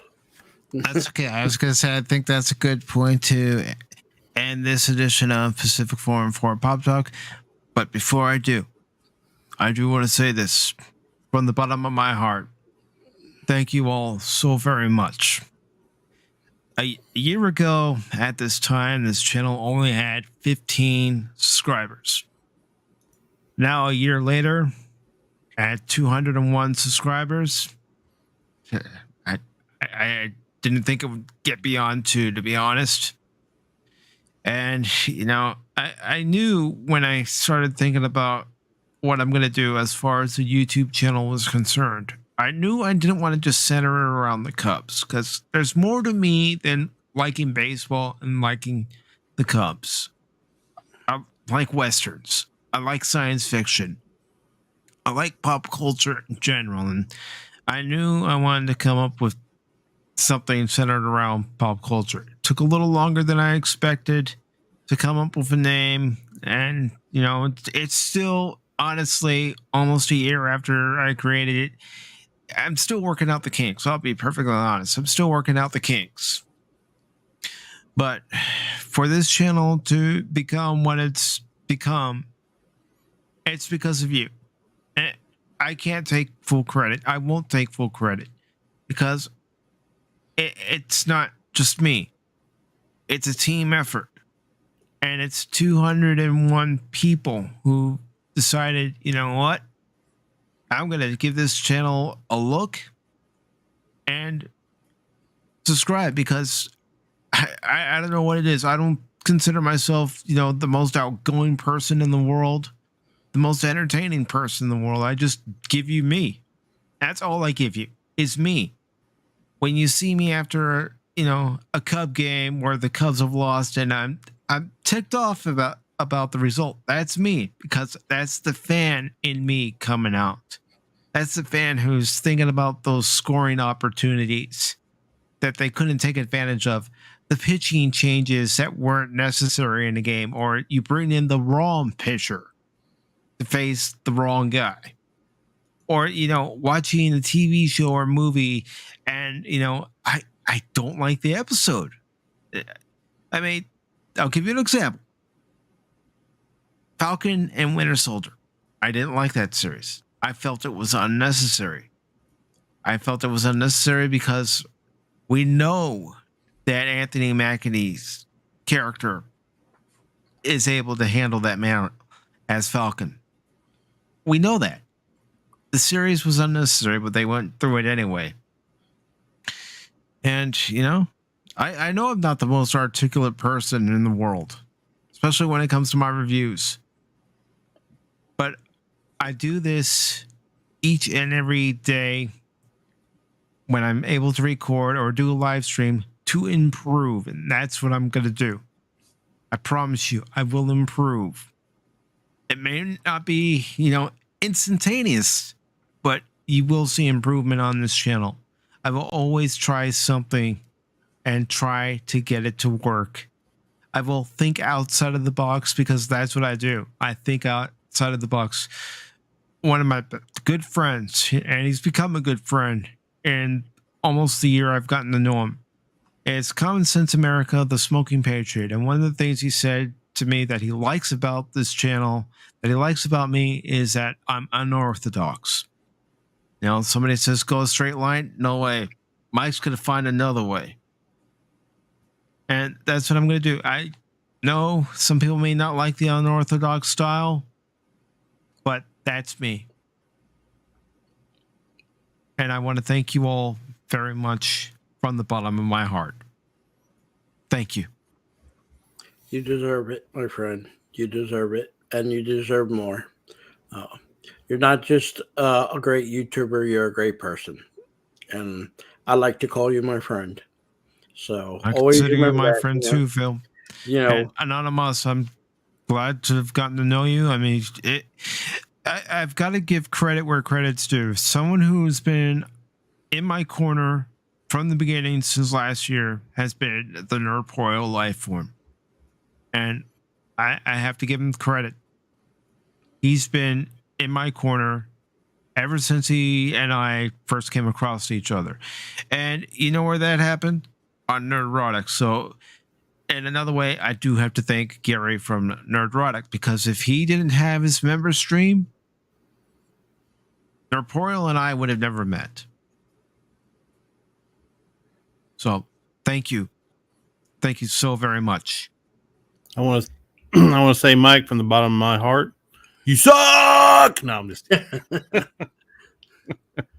no. Congratulations, man. You're gonna get more subs. And you're gonna...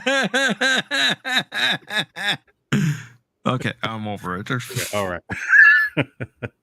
No, you'll get more. You'll move on. You'll gain. You'll make gains, and you'll get better at what you're doing, and you'll have better ideas and make them come true. And we'll all be here watching and rooting you on, man.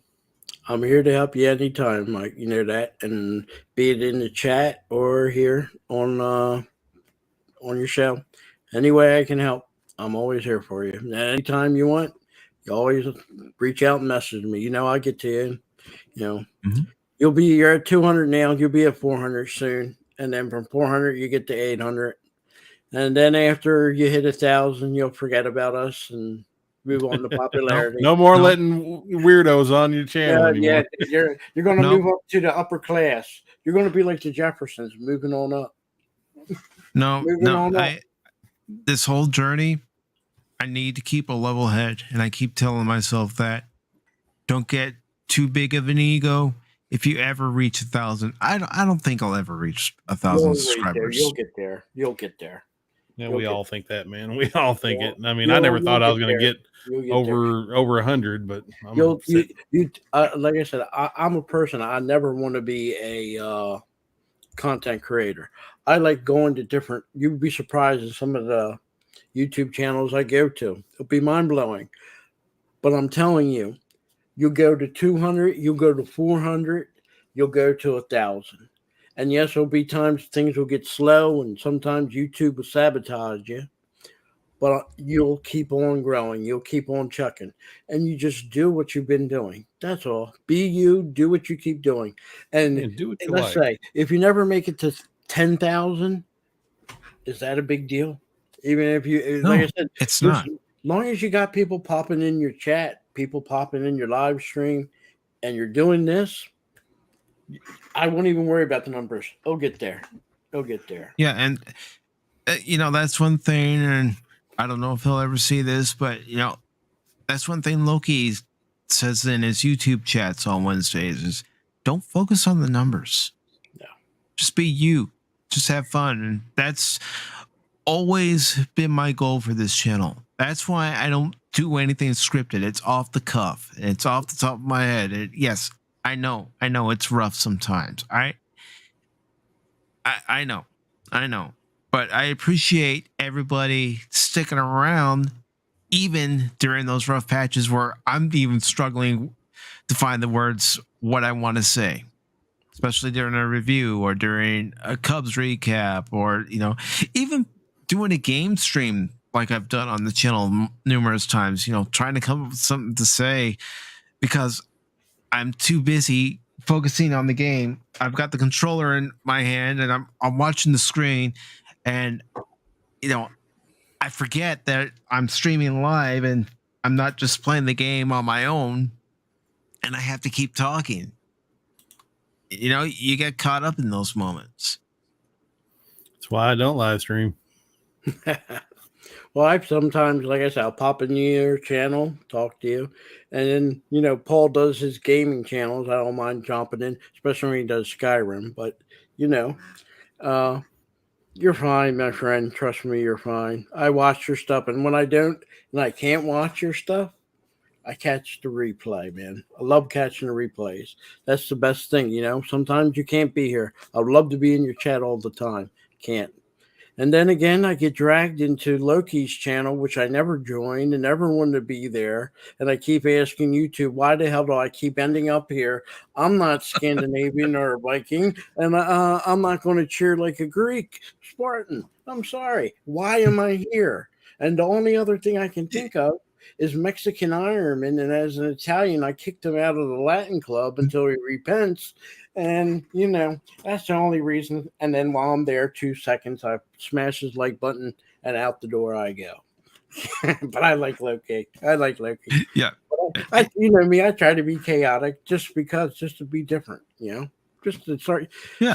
Sometimes you got to have fun, it be it in the chat or here in the live stream, you got to have fun, and you have fun. And you let an old person like me, and I showed you the message Paul sent me, picking on me again. Yeah, I looked at it on Discord. I just want to point that out. You witnessed that now. I'm not making it up. The abuse of the elderly. And you don't pick on me, even though I'm old and forgetful, and then, I'll hang out more with you than Paul, but we won't tell him that. Uh-oh. Wait a minute, Phil. This is on the internet. The internet's forever. Yeah, it can be forever. I'm old. I can play absent-minded and forget. Phil, and if he says we have this video clip from Pacific's own stream. You know what? Somebody hacked somebody hacked my Phil McCracken and took over and voice acted me. It's not me. Amber Heard took my Phil McCracken YouTube identification and used a voice changer to sound like me. She's not that good of an actress. But see, this is what I like, man. You have fun. You know, when I go to different channels and everything, it's all about having fun, regardless of the topic. I go history. I can go for, Randall Carson. I love going to his shows. I love his shows, talking about stuff and, weather and comets and asteroids and stuff. All that fascinates me. Stuff here fascinates me. What I like about you, you have the sports, you cover all entertainment. And that's beautiful. There's a lot of people, they won't mix sports with the rest of the entertainment. I'm with you on it. Sports, music, movies, all entertainment, all should be covered. That's why I love your show, man. That's one of the reasons I'm here. Thank you, Phil.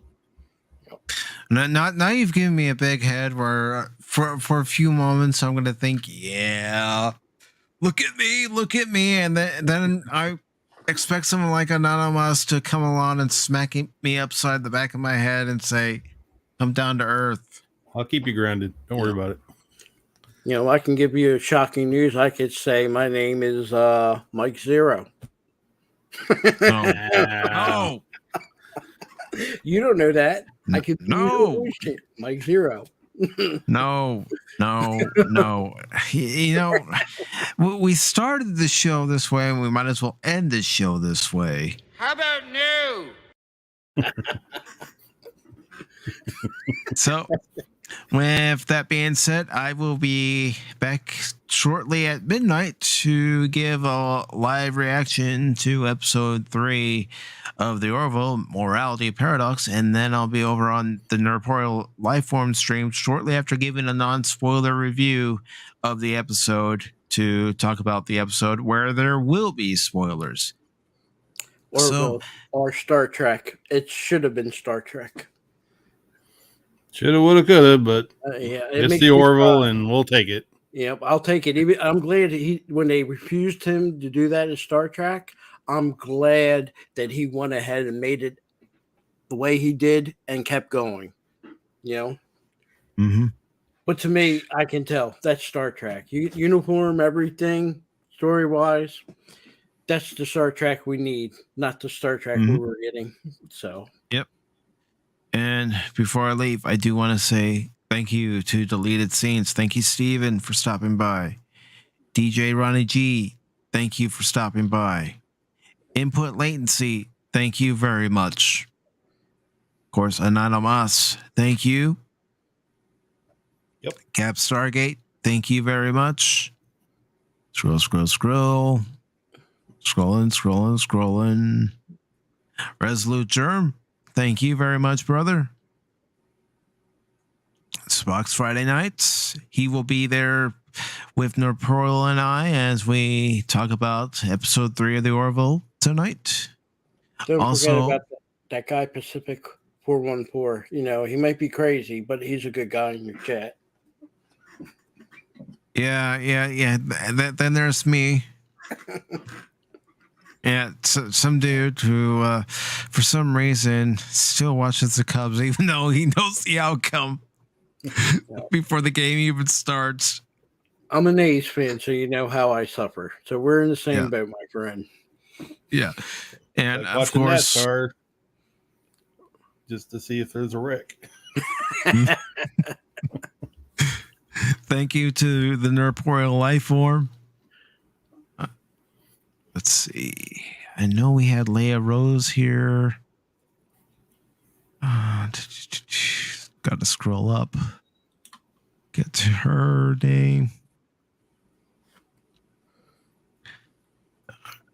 Keep going. There we go. Leia Rose, thank you very much. We even had an appearance by George Lucas tonight. Thank you, George. Also, Tim's Talk. Thank you, Tim. Really appreciate it, brother. And we also had Whoopa Troopa on Whoopa Wednesday. Thank you, brother. Appreciate your support. And make sure that's everybody. And that is everybody. And thank you all so very much. Whether you're watching this live or watching this on the replay, thank you very much. Anonymous, I will make sure to put the link to your channel in the description below. I'll probably do it sometime tomorrow, more likely tomorrow evening. And thank you, brother. Thank you for coming on. I have fun. Thanks, man. No, I don't get to talk to anybody about this sort of stuff. So, you're crazy enough to let me on. So I'm happy to come on, give you somebody to talk to. I know how it is when you're trying to talk alone. You got constipation of the brain. You can't get stuff out of your mouth right. I'm exactly the same way. I can't talk on a subject for more than a minute or so, and then I'm done. And it helps to have more heads, around to bounce stuff off of. So I know how it is, and I appreciate you letting me in here, man. Well, that's why I like doing these open mics here on Pop Talk, to have someone to bounce ideas off of, and hear that someone else's perspective other than mine. Because if you want to hear my perspective, well, watch an episode review, watch a movie review, watch a gameplay stream, or watch the box score. You'll hear my point of view. Pop Talk, it's where I want to be able to have a conversation with people.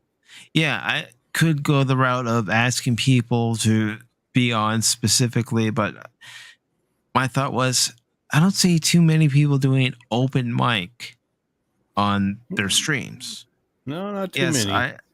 I know there's risk associated with it. You never know who's going to hop on and how they're going to act.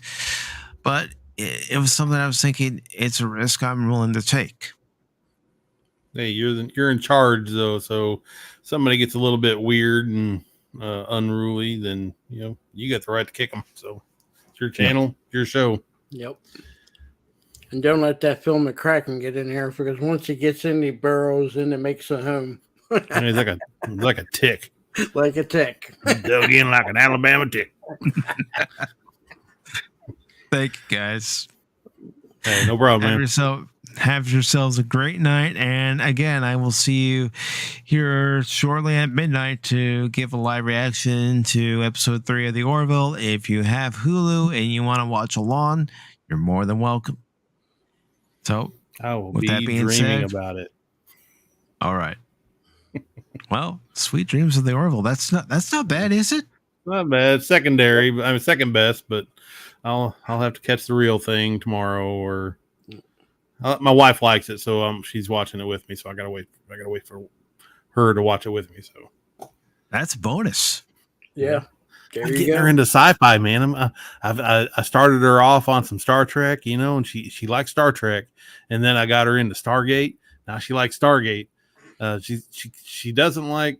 She still doesn't care for Star Wars and stuff like that. But I bought her Lord of the Rings books, so she read the first one, and now she wants to watch the extended versions. After she reads each book, just see it, to compare the two. So yeah, I'm getting her there. On both the Hobbit extended versions and the Lord of the Rings extended versions.